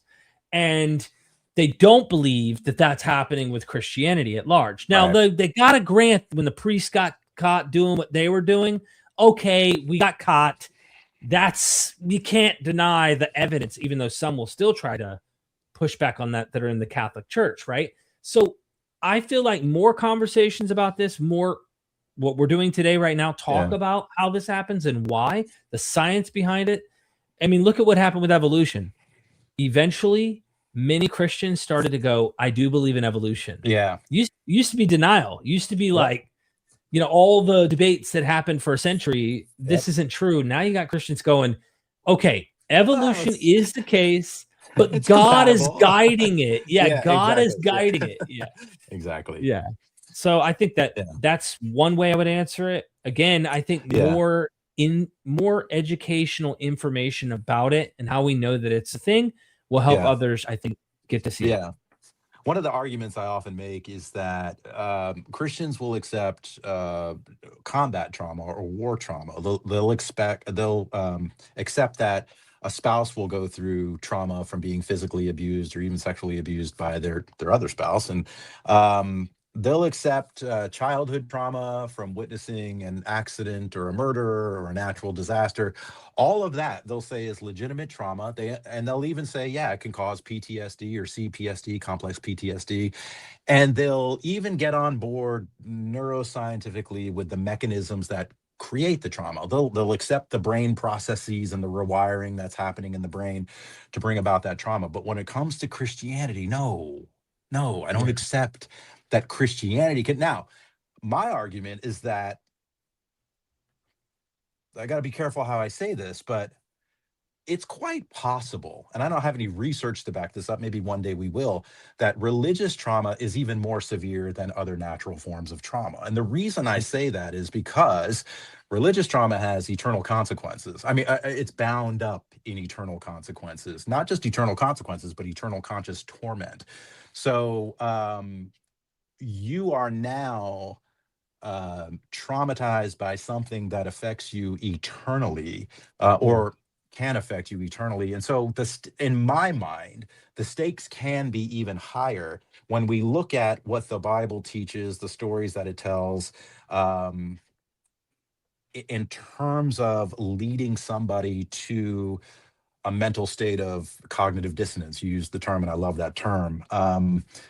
I just think we should be giving religious trauma the same amount of attention that we give to an understanding of war trauma, spousal abuse trauma, that kind of thing. And it's coming, right? We talk about, there's two manuals. There's the American, I don't have a DCM TR 11 or 5 or whatever it is, plus the ICD, whatever. There's the manuals of the diagnosis manuals. Religious trauma is not formally in those manuals yet. There are things around spiritual injury and things like that are in there, but there are moves happening right now from people to get religious trauma as a legitimately documented diagnosis. That's coming. We're almost there. We're getting there. And I think that's going to happen from conversations like this. And there's a bigger movement now with licensed mental health counselors focusing on things like religious trauma. I interviewed Dr. Mark Gregory Karras. He wrote the book, The Diabolical Trinity. He's a licensed mental health practitioner out of San Diego that specializes in religious trauma. He was a Christian. He writes about his experiences similar to mine. I mean, when you've got hell trauma, you've got loss of salvation trauma, unpardonable sin trauma. These are things that affect the psyche in as great of a way, if not a greater way, than a child witnessing a tornado, a natural disaster kind of thing. And so there's legitimate science to back this up. The processes of PTSD and CPST, you know what I'm trying to say, CPTSD, I know are the same. The mechanism or the genesis of this is different. That's all it is right now. So it's weird you say this, because when you brought up hell trauma, I think that's an important one, right? Because that's a big one that I think is pretty glaring and easier to identify, I think, for a lot of people, because even myself, with 4 months ago, right? Not in the moment of panic when I'm actually in the most severe, like, fight or flight mode. It's not on my mind because I'm just thinking, breathe, stay alive, you might die. But like when you have a little bit of a calm moment and you think about the fact that I might be dying soon, isn't it unfortunate that someone has created stories that are unfalsifiable in their worldview, right? Like, it used to be hell's just down here, in the earth, and now a lot of people, like, still some say if you drill deep enough, you can hear the voices and the screams and all that crap. Yeah. You've heard that one, but then there's the other one that's saying it's another dimension or something, right? But either way, like, they make it unfalsifiable, and yet at the same time, whoever made these myths up that you're going to be tortured and tormented if you aren't this, if you aren't saved, if you don't believe in my God, if you, like, all of that shit is so insane to even think that that's true. And yet guys like me who know this is a human thing, who know humans made this up, the Persians had this before the Jews. The Jews under Persians or Zoroastrianism get influenced with the Chenvat Bridge and the guardian dogs at the gate, that they cross the bridge with the hot lava beneath them and all that. That hell existed before Jews. They had Sheol, which is just death. Eventually evolves into Hellenistic incorporations of ideas of the underworld and torment and all that. And I sit here and I go, I know all this consciously. I don't live a day-to-day life with fear. You had Elaine Pagels on your show recently. Yeah. I mean, talking about the origins of Satan and all that. Yeah. Keep going. Yeah, Yeah. but even then, like, even with me knowing this, Yeah. there's moments where I sit here and think, how messed up, because you the flashbacks, if you will, of a moment Hmm. where it's like, what if hell's real? And you're like, Yeah. well, what the hell? Like, I know I studied, I know this is human. I know they Right. made this up. The humans have constructed these ideas, probably and likely due to the fact that injustices take place all the time, and they That's want to right. see their enemies punished, and they want That's right. rewards when they didn't get it in this life. And so Yep. you follow that to its logical conclusion, but logic goes out the door, and it's like there's still this insane thing that can pop up once in a while, and you got to go, whoa, whoa, whoa. You have to, like, remember, now you look at the evidence, just look at the Hmm. facts, look at but it's Gosh. too traumatic to not, Yeah. like, you know what I mean? Yeah. I mean, the conversation you had with Britt Hartley was so revealing, because she talks about how we're wired through evolutionary processes to be superstitious, to be vigilant.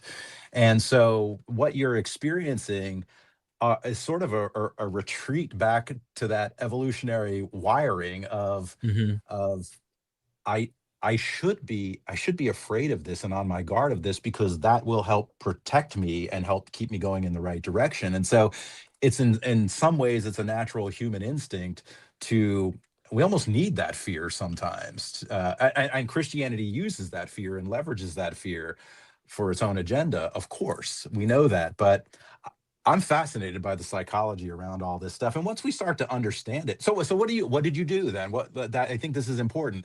You had that moment, you had that brief Mhm. moment of, shit, what if this is real? How Right. did you pull out of that momentary spin?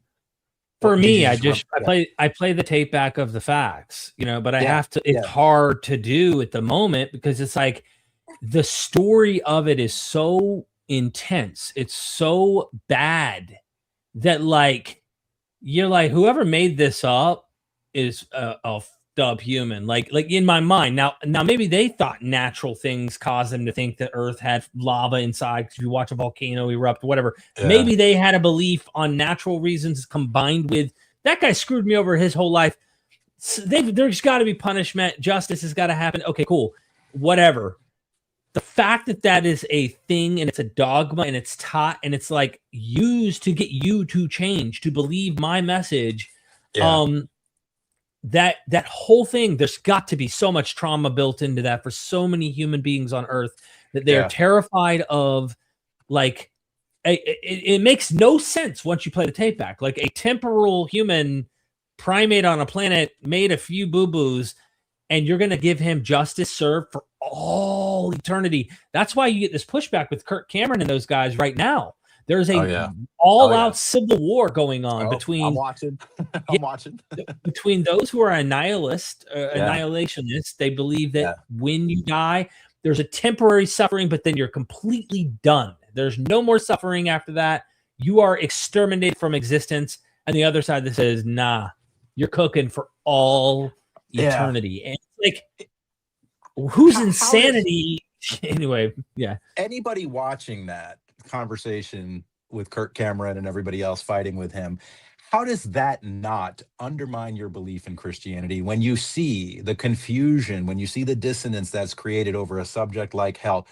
Or, I always refer to the Once Saved, Always Saved documentary and the differences scholars, biblical scholars, have in the take, can you lose your salvation or not? These very simple Yeah. foundational questions that foment such disagreement and debate and schisms and new denominations. I don't understand how that doesn't destroy a religion like Christianity. I mean, we could talk about that all day long, but I want to get back Yeah. to hell for a second. So, hell on its own in a concept, and I understand that the concept we have of hell today was influenced by myth and folklore, and even the last Yeah. 200 years of reform. I get I get the intellectual side of it. I could still read the Bible and say, well, I kind of feel like Jesus is talking about this in the way we understand it today, even though it's evolved over time. I think you can make the case. But anyway, religious trauma centers on the fear of a God who even thought that up. Even if you don't believe you're going to hell, even if you believe you're saved, even as Yeah. a saved person, I could not comprehend or apprehend how a hell even existed. I was terrified of hell even as a believer, even though I knew I wasn't going there. And when you really start to think about why is a hell necessary, is it, I mean, all the arguments, is it true justice? Is it nihilism? Is it not? Who cares? I mean, the fact is that construct was thought up by this loving God. That should call into question immediately, I agree. is this a loving God? And how and the only reason it doesn't is the imposed presuppositions and the Jesus colored glasses. I've done videos on the psychology of that, and it's a shame. Anyway, I don't want to go You go know, down that tangent I too like much, but I like what you're saying. I want to first recognize a few super yeah, chats. go. I like to do that as we do live streams. Yeah. F the patriarchy says, and thank you so much for the super chat, my friend. Won't forget the harm of purity culture too. And I think Oh that yeah. purity culture plays into your issues and my issues with Mhm. porn and Yep. all that comes with that. Dude, I think I mentioned this the other day on my stream.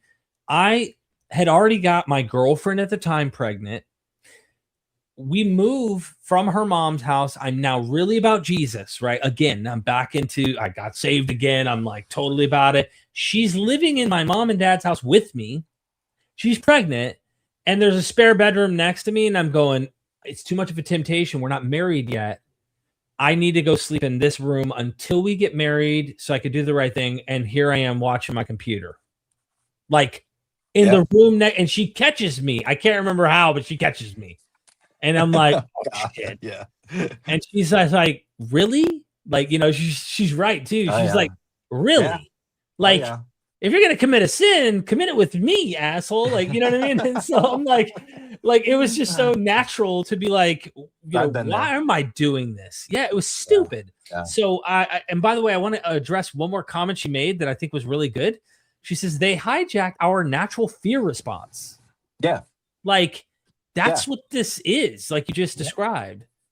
Hijacking And that then amygdala. Yeah, exactly. absolutely. And then Oopie Doopie, thank you so much for the super chat. Says, would love to hear more about data and info from psychology Okay. experts that specializes in religious trauma. So Okay. you've I got already it. done interviews, right? Yeah, I've got some interviews on my channel. The other thing I want to draw your attention, I don't know if you could pull it up. Yeah. Pull up my website on monstersandphantoms.com. Let And me I want pull to it just up. show people what I've been developing here. It's just on monstersandphantoms.com, straight up. Okay. Let's see. Okay, so click on, scroll up there. Let me pull it up on my thing because it's hard to see on the screen here. Okay. Oh, I can zoom in So if you click on, want me to. it's okay. Click on religious trauma and adverse childhood Okay. experiences. Okay. So for the person that just commented that, just scroll down a little bit, you'll see here that I've got, keep going on this page. And by the way, this page is in the bookmarked in the description of every one of my more recent videos. Yeah, so keep going. I'll tell you when to stop.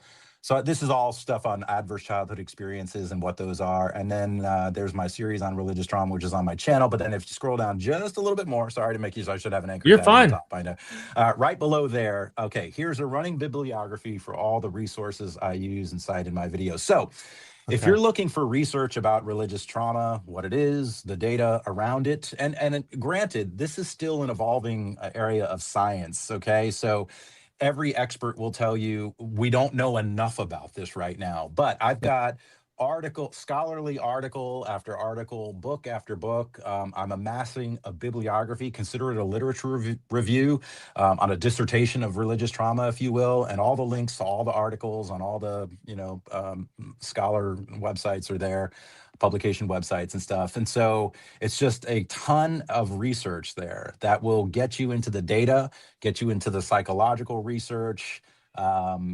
There's some great books that I can recommend. I would start with Dr. Marlene Winnell's Leaving the Fold. That's on this bibliography. That is the seminal work that kicked all of this stuff off. She is I believe, a psychiatrist and she's still around today doing interviews and stuff like that. She's got a website. Dr. Laura Anderson, who wrote a foundational book on religious trauma. She's got good resources as well. She was one of the ones who started the the Religious Trauma Institute, where again, these websites will also avail you to other research and data around religious trauma. The Global Center for Religious Research, you've got the North American Religious Trauma Institute or Center, if I remember correctly. Anyway, I've got links to all these organizations and stuff in my earlier videos, the original 10 video series on religious trauma that I put on my website. So anybody who's looking for the scholarly research, it's here. Now there's more than this. It's growing. Yeah. You know, it's not fully comprehensive. It's not everything, but it's a lot. It'll get you certainly going on the right path. I just put the link in the chat. So if you're watching this later and you're curious and you aren't able to see the chat, it's www.onmonstersandphantoms.com. I'll add it to the description after the stream. I don't think I added that one. We also got another super chat here. Wade Rogers in the house. Thank you, Wade, for the super chat and being a member. Religious trauma isn't limited to Christianity. It affects all stringent faiths where damnation, conformity to dogma are central themes and impacts non-religious cults with strong central authority figures. Absolutely true. I focus on Christianity, especially Protestant, you know, fundamentally evangelical, because that's the world I came up in. But that's absolutely true. Religious trauma isn't Christian trauma; it's religious trauma. So it can be found in any religion that has doctrines like this. Yeah, absolutely. Yeah. Wow. Powerful. Yeah, I want to make a point because this comes in my comments all the time. Church hurt. You've heard that term, church hurt? Yeah. Where somebody has a negative or a bad experience in church, and their ego is harmed or whatever, you know. Yeah. Religious trauma is not church hurt. Now, many episodes of church hurt can lead one to religious trauma, depending on how their mind is wired and built. But religious trauma is very different than singular transient episodes of bad experiences within the church. It's not, religious trauma is not, I hate to say it, like SA within the church. That's a component of moral injury and cognitive dissonance for people. But let me just, if I may, just kind of remind the viewers of the working definition of religious trauma to kind of ground their thinking as they go forward. It's religious trauma results, I'm just going to read it so I get all the words right. Religious trauma results from an event, a series of events or relationships or circumstances within or connected to religious beliefs, practices, or structures that is experienced by an individual as overwhelming or disruptive and has lasting adverse effects on a person's physical, mental, social, emotional, or spiritual well-being. And then we have adverse religious experiences, which are related to those. That's any experience of a religious belief, practice, or structure that undermines an individual's sense of safety or autonomy and or negatively impacts their physical, social, emotional, relational, sexual, or psychological well-being. So AREs, or adverse religious experiences, lead to religious trauma. And another quick stat, and then I'll shut up, is that according to a 2023 study by the Global Center for Religious Research, they estimate that as many as 1/3 of U.S. adults have experienced some form of religious trauma in their lives, and that 1 in 5 U.S. adults, so 20%, presently suffer from religious trauma symptoms. So this is more widespread than people know, okay? And the reason we don't know much about it is because people won't talk about it, okay? The research kind of bears this out. Much like people reporting adverse childhood experiences or that they've been sexually abused as a child, a lot of people don't want to confess that. A lot of people don't want to answer that in a survey. A lot of people are ashamed to admit that. They don't want to admit it because it could lead to more investigation or other problems down the road. The same goes through for religious trauma. Imagine, Derek, if you're experiencing religious trauma, are you going to walk into your church and say, hey, everybody, I think I'm the Antichrist and I'm stricken with this debilitating anxiety and depression over the way I feel God hates me and blah, blah, blah. Nobody's going to do that. In fact, it's usually an internal dialogue. It's an internal, right. And you're not going to publicize that. You're not going to go public with it.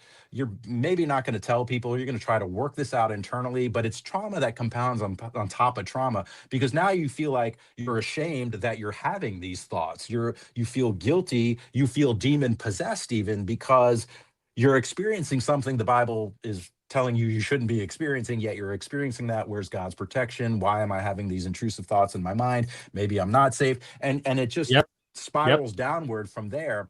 That's what I mean by trauma on top of trauma. You're experiencing these things. Now you don't know where to go with it. You're not going to walk into your church, to your elders at the church. There are resources out there that I've told everybody about.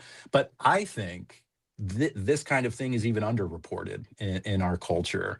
And that's why I wrote the book. That's why I have the website. That's why we're talking today, is because I'm here to try to normalize the conversation. Say, look, man, you're not alone. Can I come back to your question then? Because you asked me a question of like, what's it going to take to change it? And I think I think a massive change on religious trauma publicly being a known factor and also being accepted is when a mass amount of people, which I'm just hypothetically here saying with our Christian nation, which I'm just saying because there's so many Christians in the United States, realizes that religious trauma isn't necessarily an undermining of your entire religious identity, because they will never be okay with this getting out. It's like the Catholics fighting against releasing what the priests were doing. Like if they feel like you identifying that there are traumas potentially even connected to the doctrines within their own holy scripture, the cognitive dissonance and or defense mechanism is going to arise, and it's going to suppress, and then of course say your experience isn't authentic, or that's not true, or it's misdiagnosed, or that's not really what it is. You're just a schizophrenic. You're just a other diagnosis. Do not allow the trauma to be real, and you get the list. So I think the best way forward for those who are non-religious, in my mind, is to say, like, listen, I'm not trying to destroy the foundations of your entire worldview. I've gone on record and said this on Myth Vision before, and I'm going to say it again in case someone comes across this. If believing in Jesus improved your life and truly gave you happiness and joy, believe in Jesus.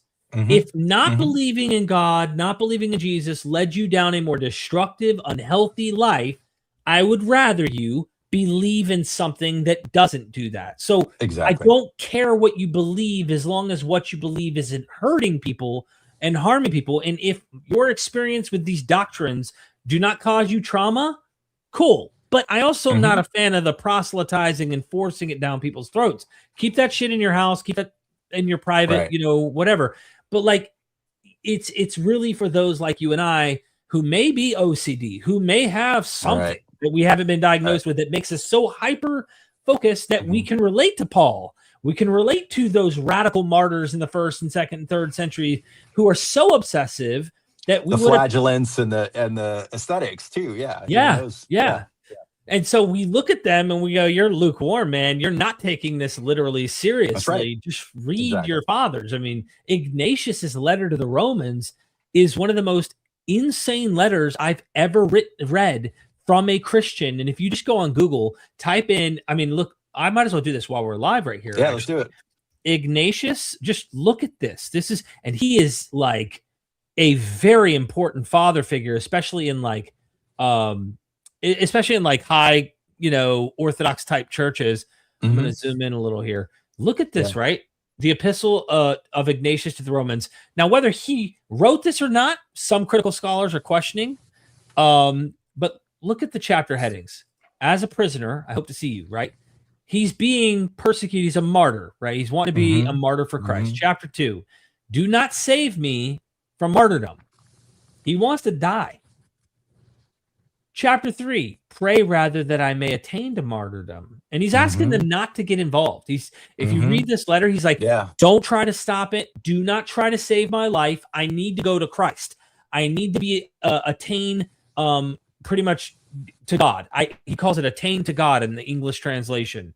Allow me to fall prey to the wild beast. I write to the churches and impress on them all that I shall willingly die for God unless you hinder me. I beseech of you not to allow an unseasonable goodwill towards me. Allow me to become food for the wild beast, through whose instrumentality it will be granted me to attain to God. I am the wheat of God, and let me be ground by the teeth of the wild beast, that I may be found the pure bread of Christ. Bear with me one second. I'm trying Yeah. to exit this AI thing on my Mac popped up. Okay.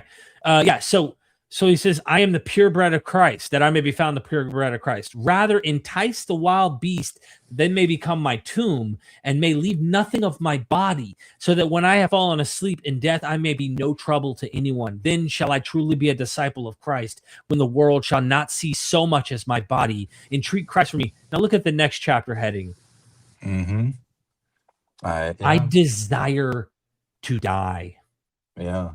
And when you read it, you're like, what? Yeah. This is the blueprint for like the greatest Christian you can possibly be. And I don't know how to help you when I point to Ignatius and say, hey, dude, Jesus. I mean, like, there's a scholar I'm talking to right now, Jeff Tripp is his name. Mm-hmm. Two F's in his name. It's a unique Jeff. I believe it's two P's in his last name. I can't remember. It's one of the two songs. Yeah. He's writing an article right now that's getting peer reviewed and it's going to be published at some point on Jesus ultimately being a death by cop martyr. That he intentionally went.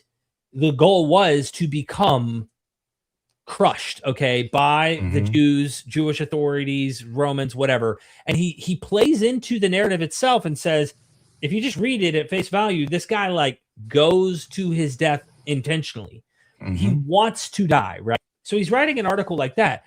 That's the model. When we hear you and I read the words, take up your cross and follow me, it's not just like be nice to your neighbor who is mean to you, or like give warm jacket to person who's cold kind of thing. Right. It's like really self-sacrifice to the idea of obsession to the point of death. And they do not read those texts as if that's for them. They have, ways to pivot out of it. And it just, I don't know, man. I just went on a rabbit trail there, but no, but it raises an important point. Let me see if I can get it out here.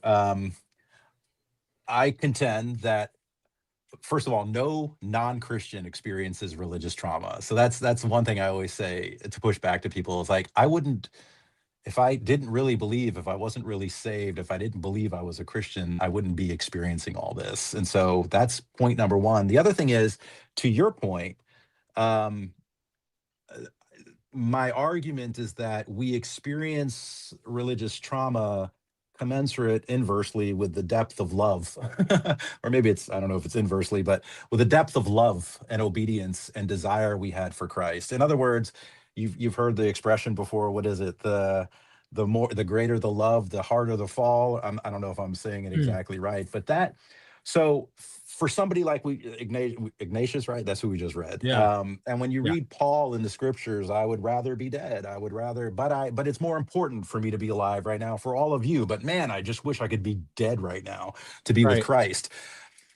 That, some of us take that literally. I did, I wasn't on a path to martyrdom necessarily, but of course, that was an expression of the depth of my love, obedience, and service to Christ. And so to then feel abandoned or rejected, and I can hear all the Christians, well, there's no condemnation for those who are in Christ. You're not, that you were never a real Christian if you felt rejected by God. We could talk about that all day, but of course. You're going to feel the level of what Ignatius just wrote in that article, depending on your devotion to Christ. So somebody who is lukewarm to Christianity or Christ is not going to say, I'm willing to die, I'm willing to be martyred. Don't interrupt the process of that. Don't get in the way of that, because it is the most noble and virtuous thing I could possibly do to become a martyr for Christ, right? And that's a dangerous theology, as you well know. So I just want people to understand that expression of martyrdom, desire to be like, that's a result of, you could say it's crazy and whatever about that person, but I would say that's somebody who's really bought in and who really takes this seriously, and who really cares, like I did. Like I'm almost jealous of that in some ways. I'm like, man, I don't have that kind of passion. Should I have that kind of passion? And then you start to doubt, and maybe I don't love God with all my heart, mind, soul, and strength, and the way that Acts tells us to do, the way that Jesus, are you ready to give up, your family and come follow me? Are you ready to make enemies of these people so that you can be my disciple? Am I? I need to be more devoted. And the minute you slip up, the minute all that comes crashing down. Anyway, yeah. No. That's what There's that brought actually to mind. it's an interesting thing because I still have dialogue. Like my whole family believes, right? Like there's not a Yeah. single non-believer in my family, and I'm talking about my mom, my brothers, my sisters, my close friends. And I say all the time, I'm like, well, like we avoid the topic, but when it comes up, I have an opinion and they have theirs, but I have to say mine, and I sometimes I don't on purpose, but especially I could read the room. But when one of them brings up something about something to do with money or something, and I'm like, I immediately just go, no, rich man, sell all that you own and come follow me. Yeah. And they're like, Yeah. no, rich is actually okay. It's the love of money. So then they find a way to pivot, shift against. Yeah. And I'm like, dude, the earliest church is like recorded as being like communistic. It's everything in common. There is a shared income together. Like they all shared things in common. There is no one guy has more money. Capitalism's not on the scene. All these things, right? And he's like, their defense mechanism comes up. They have to justify why they want to be lucrative and have a lot of money, but they want to keep Jesus and find a way. And I think you even find this in the New Testament. When you get really careful, you'll notice how one is, the kingdom of heaven, like you're rich in spirit and not just rich. Because one of the Gospels, I think it's Luke, talks about just being rich, which he's okay with. Like the monetary part is not a good thing, but Matthew says it's rich in spirit. So, so one of them wants to make it about like just being in the spirit kind of thing, which means maybe you can be rich and it's okay and follow Christ. Whereas another one's making it sound like you can't. And so you could be cherry picking like we did with hell, right? One's eternal, another seems annihilationalist. I mean, even universalists do a fun cherry pick. It's interesting where they say hell was created where the devil and his angels will be thrown. You'll notice in that passage, it doesn't say humans. So universalists would get literal and say humans are not targeted to be thrown into hell in this passage. It's, it's the devil and his angels. But even then, I've had this mindset where I'm like, if God is love, and I'm talking the actual thing of love, I imagined even the devil would convert in the end and say, I was wrong. Why not? Love overcame. Yeah, love overcame it all. No, it doesn't have. I mean, you can go to Origin and maybe hear hints of that, and then he gets in trouble and he becomes a heretic by many standards. But you see the struggle here. Oh yeah. I just released a video recently on why do we need a Satan and demons? Like, give me your best apologetic for that. And where was I going with this? This idea of God needing to substantiate himself or validate himself through his opposite, through evil, keeping evil around and stuff like that. That's a whole nother rabbit trail we could go down. I wrote a note here. By the way, while you look at that, Kenneth Snyder, again, thank you for the super chat. Really appreciate the support, brother. Sorry. Yeah. So we talked about real quick, and you tell me when we got to stop. I mean, I'll keep going. I want to ask you this question. It's kind of building on, what does it take to really make religious trauma a part of the just normal dialogue around objections to Christianity? And we're getting there. My contention is, and I think it's yours, hey, if you love Jesus and he's working for you, great, follow that, do that. My own wife, passionate follower of Jesus Christ, and we've learned what to talk about and what not to talk about in our, what I'd call an unevenly yoked marriage at this point. But we're making it happen, and and we're respectful of each other's positions and stuff like that. And so I would say there's no way that like what I say, and if we learn about religious trauma more and it's part of the national consciousness or whatever, there's no way that's going to end Christianity. I'm not after that, just like you're not after that. We both recognize the benefits of community within Christianity and some of the morality that it can provide for us. Not all of it, of course. There's problems there, but my thing is, I'm not going to end. I don't have an interest in ending Christianity. I just wish Christianity would come with a warning label. And I say this a lot in my videos. Like on you open the Bible, and I'm right there on page 1. It says, "Caution: proceed at your own risk.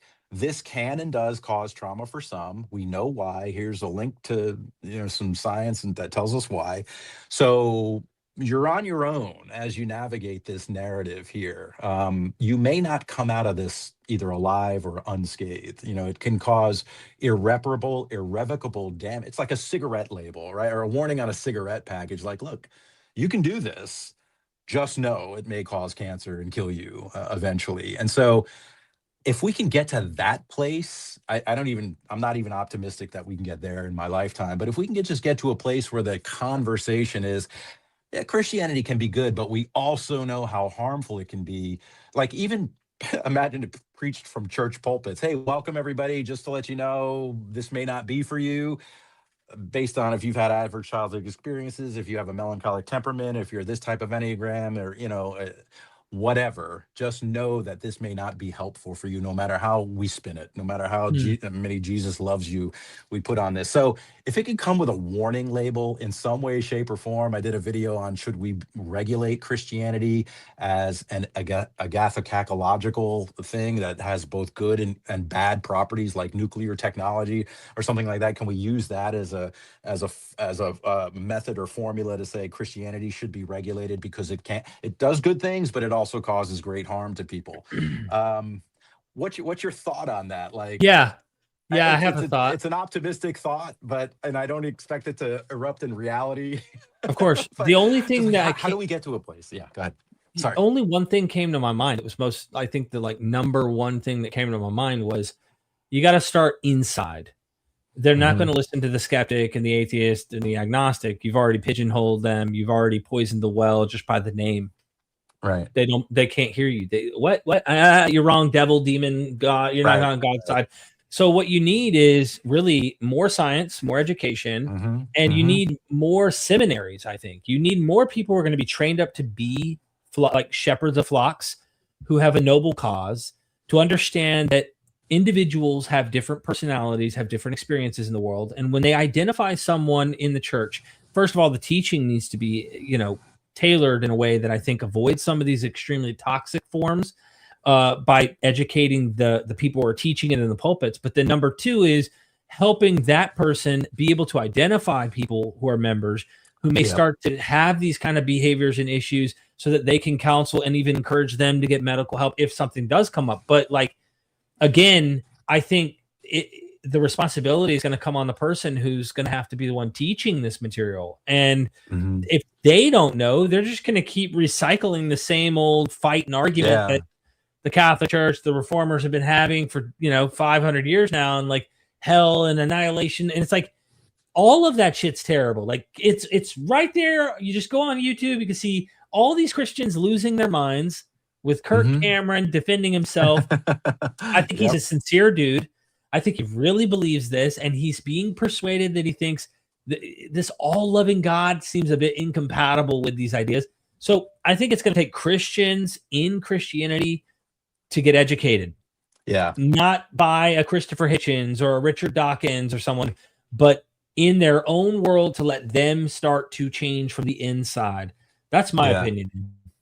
Yeah, you had Durante Lamar on your show several months back. He's a friend of mine, and I'll talk about a project that he and I have participated in as we close out here in a little bit. But he's a former pastor, as you know, and we connected on this project that I'll describe soon. But I asked him straight up, I'm like, you were a pastor. Were you ever aware that there were people sitting out in your congregation who were being terrified by what you were preaching, or who couldn't process what you were teaching because of their own cognitive filters, their mental temperament, their adverse childhood experiences, their other life experiences, which wire their brain cognitively to filter information through these interpretive lenses that actually make what you're preaching harmful and dangerous and catastrophically terrifying to them, and they won't be able to process it, and they won't be able to just presupposition all this away. You're damaging them. Were you ever aware of that? And he's like, no, I never thought of that. I never thought that was possible. I just figured I was being led by the Holy Spirit, and everybody in the congregation was receiving That's the expectation pastors have. Everybody's hearing this and interpreting it the same way, processing it and internalizing it the same way. So to your point, like it has to happen from the inside. I don't disagree, but they have to get to an understanding of what I'm saying, even though I believe it's being guided and inspired by the Holy Spirit, and that the Holy Spirit's opening up everybody's heart and ears to hear this and receive it and interpret it and apply it the same way. I know scientifically that that's not actually what's happening, and I have to recognize that. Yeah. And how will it change sermons? How will it change the vernacular? I don't know. I don't know that it will. I'm not very confident that our idea here is going to work.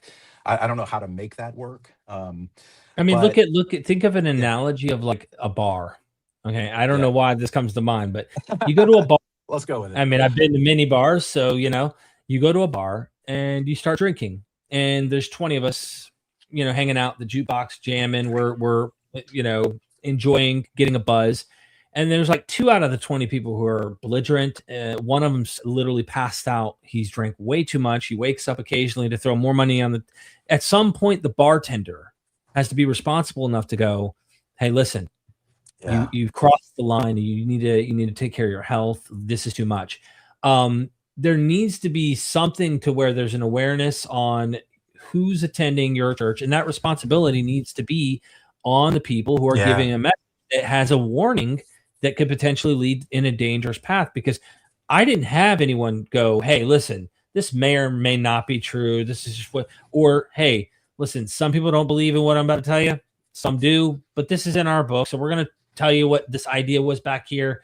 I don't want to scare you." Okay. Like, like, no, they told me this is where you're going to go. And so Exactly. can you imagine a bartender who is telling everyone, drink more.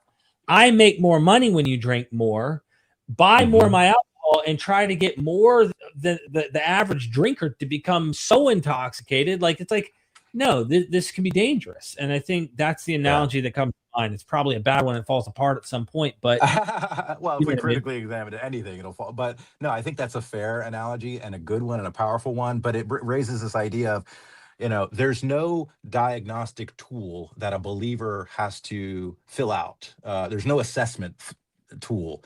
There's no, hey, before you come into this church, let's see, did you have adverse childhood experiences? Were you sexually abused? Because you can just come in and be fed this. We don't care what your life history is, what your experiences were. And so wouldn't that be something, right? If, like, as a member of a church, or to become a member of a church, how you have to go through membership courses and stuff like that. They actually presented you with an assessment to check, like, what kind of mental temperament are you? What are your personality traits? And then be it, I don't know, it's some sliding scale to say, all right, we got to be careful with this guy because he's had these certain experiences, and the science tells us that this is how they're going to cognitively process the bullshit we're conveying from the pulpit here. And it's probably not going to work for them. So maybe at that point of membership, you say, this may not be the place for you because we believe in these doctrines. This is how we preach them. You can go see our statement of faith on our website, see what it is we believe. So, and what we enforce and what we expect you to believe and enforce as well, in training you up. This is not going to work for you. I'd love it if we got to a place, and I'm not saying Christianity is not going to work for them, but this specific strain of Christianity, maybe it's a more Pentecostal strain, or an evangelical strain, whatever it is, right? And we can start making those assessments.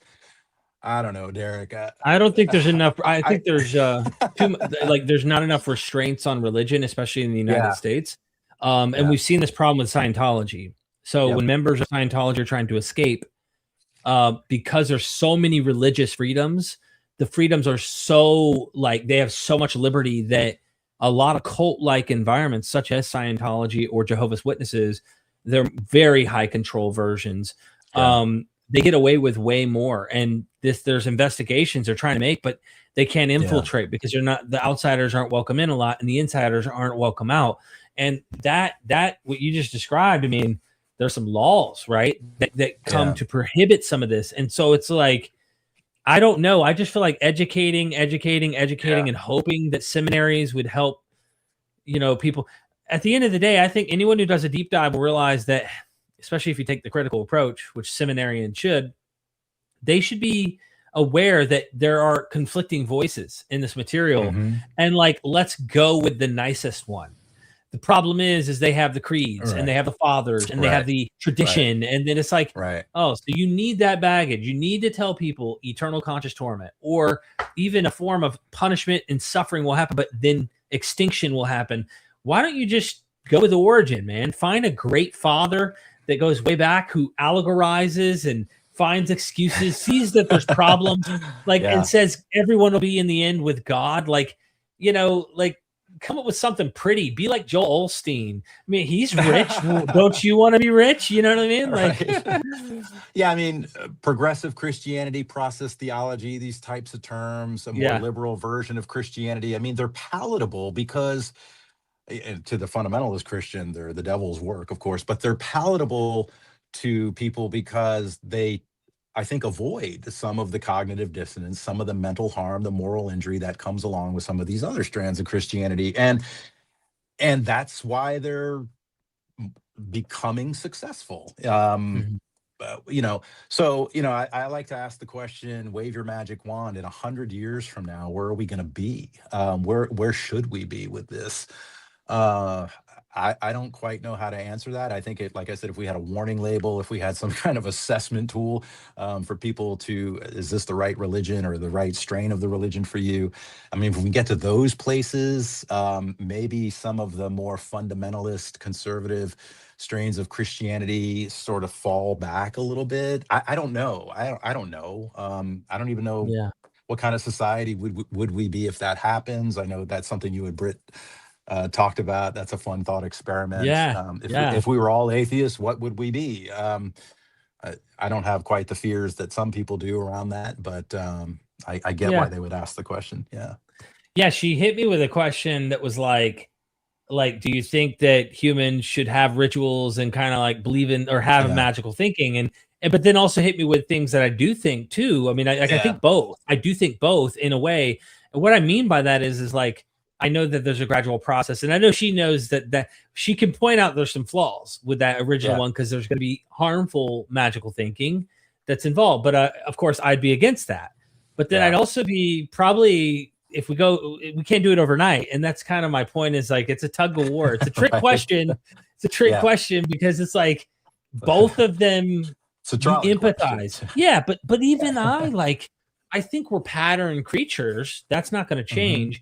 And I do think there's something important about making value. Like, when you sit down and you thank God for the meal, okay? Now, in my household, we get the meal. We don't say a prayer. But there's something about being grateful about having that meal in front of you, even if it isn't to a deity. What about the ritual of just being thankful just for existence, for the moment, and going, you know what? Some people don't have a meal tonight. And I do. And you do. And we should just be very thankful for that. And then maybe even try to help some that can't eat today. See if we could see if there's someone who doesn't have a meal. That old man that's downtown who's living under the bridge. Let's take him a plate, right? So there's rituals of ethical things that come out of these rituals that's not necessarily magic, but you get what I'm saying. Like, there's utility and good things I think we should practice that we learned out of religion, devoid of the harmful and the superstitious and the bad. And I think we get so caught up in attacking or fighting and defending why we're not these things, and they defend why they are those things, that we aren't talking like we're brothers and sisters and family of the human race. We're in competition instead of like, will we meet somewhere? Is there somehow something we'll meet in the middle where the bad is gone on this side, the bad is gone on that side? You know what I mean? Like, I don't know. A thought experiment that relates to this is I made a list I call myself an atheist. I hate the label. Agnostic maybe is better suited for me, but I made a list of what a short list of what I think is moral, right? How I would govern my behavior subjectively based on my internal sense of morality. And let's compare that to a Christian's list. Write down the top 20 things you think are moral, or what top 20 things you think are immoral. Like, don't do these things, don't murder, don't or grape, don't do this, don't do that. And I said, let's see where our lists overlap, right? And I bet you 19 out of 20 of those things, if not 20 out of 20, we might disagree on homosexuality and things like that being moral or immoral, but I'm going to guarantee you that a majority, higher than 90% of those things are going to overlap on our lists. Okay, now what? Because you've claimed as a Christian, I cannot have any grounding in morality, any sense of morality or right or Yeah. wrong without God as my foundation. But as a secular humanist, I can, based on well-being and avoiding injury and harm and those types of things. Our lists overlap. There's going to be some things that match. Why cannot we find a way to structure a conversation or a reality around those things that do overlap? Now, there's going to be even disagreements there. I understand that. But that maybe gets us to a place of what you're talking about. And I love the thought experiment you and Britt did about, do you value well-being over truth? Which should be the priority? And Britt surprised me when she said well-being over truth, because truth can be destructive, and if I'm saying Christianity is not true and it causes religious trauma, that can be harmful for other people. I realize that I have to be very careful about that. And so, do I value, like my wife, do I value her well-being, or do I value that she would know the truth because I think Right. I know the Right. truth? You know what I'm saying? And I'm not going to Right. destroy her faith and all that. I care about her well-being more than I I agree. care that she agrees with me on what I'm saying. So it surprised me that Britt said it, but I understand why she said it. But I think is that there a happens more? when you hit a wall, though. Like, and I Yeah, want you to yeah, come yeah, back yeah, to the moral yeah. overground, like to complete your point. But once you hit a wall of realizing, okay, if this isn't true, so now what? Am I going to live a crusade of like everyone needs to see this way, or do you hit the wall and realize we're all in this fight together, this thing we call life? Yes. Okay, That. we got to cope. We have to figure out how to have a well-being and enjoy this moment. I've had near-death experience in the sense that like I feel like I'm gonna die. The anxiety and panic. We're human. We're all in this shit together. Like, okay, you might be closer to what the facts may be pointing towards, but like at some point, I had to stop and go, okay, hold on, hold on, hold on. Like we are animals. Like we evolved on this planet, and if I'm going to sit here and pretend that everyone must believe like me or think the exact same way as me, I don't know who I think I am if I don't think I'm God. Because it's like, Right. at some point you got to go, okay, cool. I'll keep talking about the truth of what I think is true.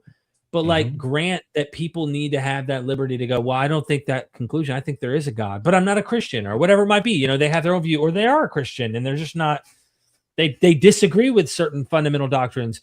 But I think that some of that hateful shit we do need to fight. I mean, you brought Yeah. up like on that list homosexuality. It's like, Right. why do you think that's so wrong? You know what I mean? Right. Like, your book tells you these ideas, a man with a man laying in a bed. That's why you think it's so wrong, because a book. And I don't think they've really ever sat there and questioned like all that comes with that, and why an ancient book would dictate why you think two people in love today or of the same sex orientation is wrong.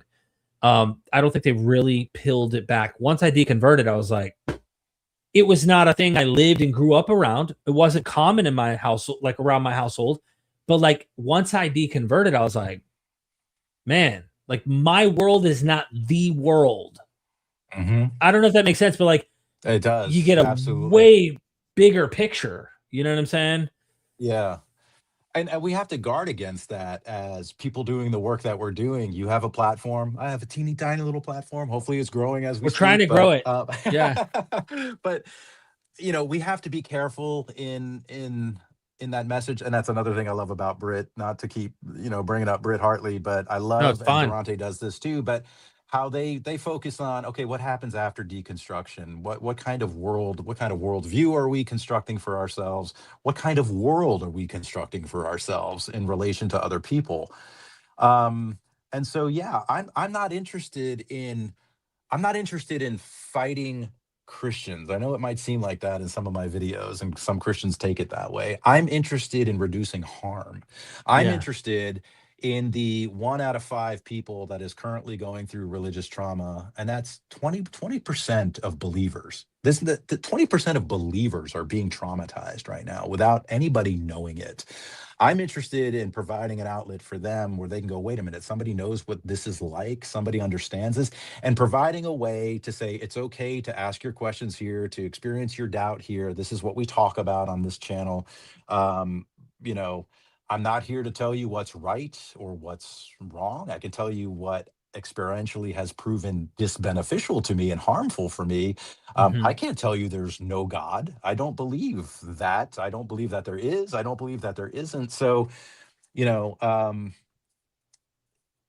that's the kind of care you do take. That I've seen that kind of care in you. I see it in Britt. I see it in Brandon with Mindship. I see it in all these content creators where, yeah, they're going to attack the claims and they're going to debunk the claims and they're going to put out counter apologetics. But I don't think any of us are saying down with Christianity. We're saying this thing can be harmful.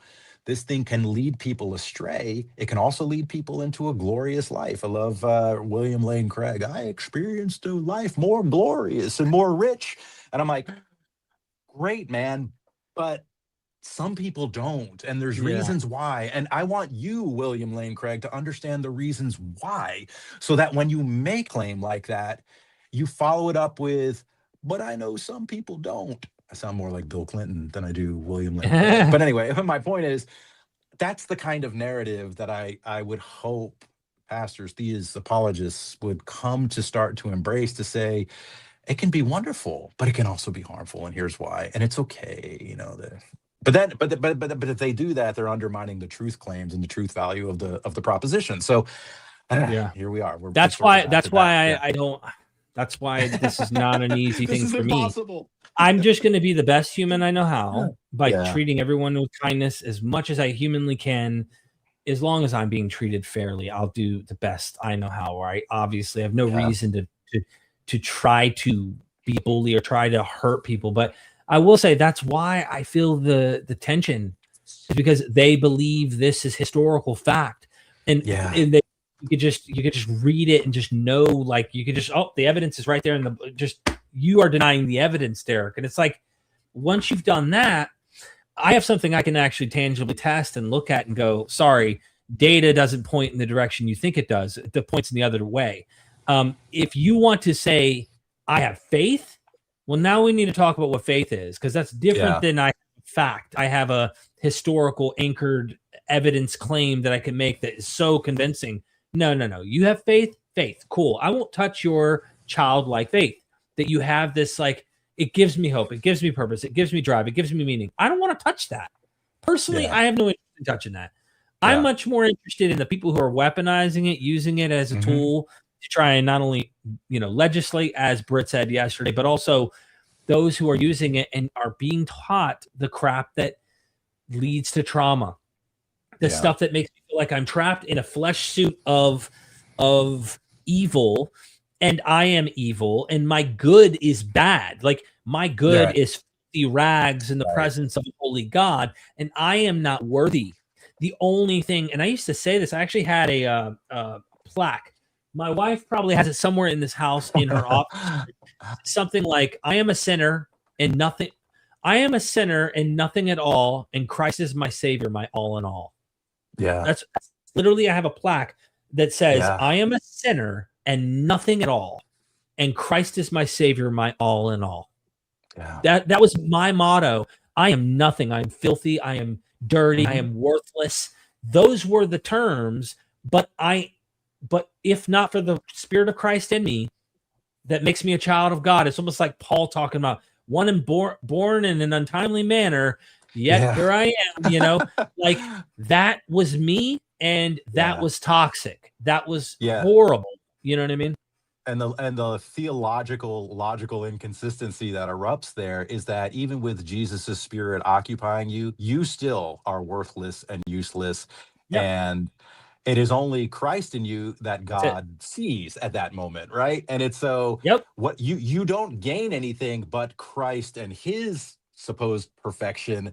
So it's like that doesn't even solve the worthlessness problem. And that was something that Yeah. I wrestled with. I'm like, I'm still a shitbag. Yeah. I can never be. And I hear the Christians saying, well, that's the glory of that's the salvation story, man. Like, embrace it. Get it. I'm like, Yeah. it's beautiful if I squint at it just right, but it doesn't resolve these other cognitive dissonance pitfalls that I and the Christian can actually go into. So Well, what they do is they like to turn it around too then and go, well, you believe random mutation and natural selection brought us as, biological, germs, so to speak, that have evolved on the planet to become what we are. And how's that any better? And I go, well, that's not the narrative I have. Okay. right, So right. so this is what I was trying to say to Britt is like, even if reality is grim, let's say, the narrative I'm telling myself is not that. I do think I'm worth love. I am a good person. I there are sides of me that can be bad. Don't Mhm. push my buttons. Don't try to harm my family. We have this common kind of law that we carry, but like they'll flip it around and just go, because once you call out the silliness of that doctrine, they feel like, well, what's the other option? We evolved and there's no God and Right. purpose, and then we're just a bag of chemicals that meat suit and all that. And it's like, okay, they want to Yeah. do that, but it's like, I don't believe that in my head. That's not how I live my Right. life. I don't think animals, if you watch nature, it's not like the deer is sitting there going, man, I'm just this thing of skin and I'm just this worthless piece of, I evolved to this. But Yeah. no, like they care about the doe, they care about their children. They're watching out because their fight or flight system's constantly on alert, making sure they don't get killed, now hunted by humans and all. So I'm just saying, like, I think we all live in some form of a delusion, Yeah. but less harmful ones is what I'm aiming for, Right. Right. I think that's the best we can hope for. Yeah, I've never once walked around going, I'm just a bag of rocks and I don't matter. Wow. Yeah. What we're doing right here imbues us with purpose and meaning and fulfillment. We're working stuff out. We're engaging the dissonance. We're turning into the skid. To me, there's value in that, and that value drives purpose and meaning. You remember Rick Warren's The Purpose-Driven Life, and when that Yeah. was hot. And oh man, did I read that? I had Bible studies around it, and sure, yes, people can build purpose around theological beliefs and claims. They do, they do it all the time. Um, I don't know. I think we've beat that horse dead about, well, so then why don't they see what you and I see? Like, why don't they come to Yeah, that of course. conclusion? But I mean, that's a whole other conversation that we could have. But Yeah. it's frustrating. It is frustrating. But I figure, yeah, look, I know for a fact people will love what you're producing. You've got the book, which we'll get to in just a second again. You've got the yeah, YouTube channel. I really hope that people will take the time watching this live stream with you to come and learn what you're teaching, what you're showing, and support what you're doing by subscribing, liking, go drop comments and say, hey, I saw your interview on Myth Vision. It'll help him know, hey, okay, these are people who are coming over from Myth Vision. It creates yeah, unity, community, all of that. You also have the book on Amazon, $16. You can do the Kindle if you want to. yeah. On Monsters and Phantoms is a good sized book, by the way. Yeah, That's that's and half of the original, by the way. I had to cut it back I bet. significantly from like 1,000 pages. Yeah, Oh my gosh, yeah. yeah. But Well, look, it's a dark read. It's a hard read. I yeah, would encourage people to read some of the reviewer comments on my website to get a sense of what you're getting yourself into. It can be triggering for people, so I just want to give that little disclaimer. hey, he's But giving a it's a disclaimer. real deal. Yeah, it's a real deal story of religious trauma, what it actually looks like, feels like. You can climb inside the mind of somebody traumatized by Christianity, and experience intrusive thoughts, sexual dysfunction out of purity culture, your commenter said. But Yep. also the very end of it is a walkthrough on how I deconstructed. People say don't do that in a memoir. Nobody wants to read your journal entry. So I left those journal entries out of the middle part of the book and just put them at the very end as like a final chapter. Wow. Well, I really appreciate you coming on, Yeah, man. man. It's been fantastic. Is there any final words you would like to say to everybody? One last thing, you and I talked about it, is just be on the lookout for a documentary that's coming out. Yeah. That's legit produced by a production company that is taking on this idea of deconstruction and deconversion. It's called Heathens. It's not out yet. The producers are shopping it around for it to premiere at various film festivals and things like that, and hoping it gets picked up by a streaming platform. This same production company has other material that's out there that is on streaming platforms. So they do great work. They tell stories about the human condition. And so they wanted to lean into this. What's this deconstruction movement all about? And so they found my book. They invited me to participate. That follows 5 Americans. Durante is one. And Nice. there's 3 others. They've kind of tracked their stories inside Christianity and then through the deconstruction process. They also talk to sociologists and Christians and pastors about what this whole deconstruction movement is, why it's happening, where we're headed with it, and what it means when somebody deconstructs. They lose family, they lose and deconstructs and deconverts, I should say. They lose family, they lose community. How disruptive is that in a person's life? It's been crazily disruptive in my own, probably in yours as well. Many Christians that have deconverted will tell that story. So look for that. I wish I could say it's going to premiere on this date, on this streaming platform. That they don't know that yet, but I do have information in the description of every one of my videos that kind of links people to the production company that produces, so they can sign up for a newsletter to be alerted when it's going to drop and where it's going to drop and stuff like that. But I think it's going to profoundly impact this discussion and hopefully change the game a little bit. So I can't wait for it to hit the market. Hopefully. And again, I plan on having you back at some point. We got to do this again. This is fantastic. We were just getting your story. Yeah. Go subscribe to him. Check out his website. Check out his YouTube channel. Check out his book, ladies and gentlemen. And thank you so much. I really appreciate you, brother. Thank you, Derek. You're the best, man. Love you. Love what you're doing. Same here. Until next time, never forget, we are Myth Vision. Son, do you want to know what the truth is? After this, there's no turning back. You take the blue pill and you wake up in your bed and believe whatever you want to. You take the red pill and you stay in Wonderland, and I show you just how deep the rabbit hole goes. Remember, all I'm offering is the truth, nothing more.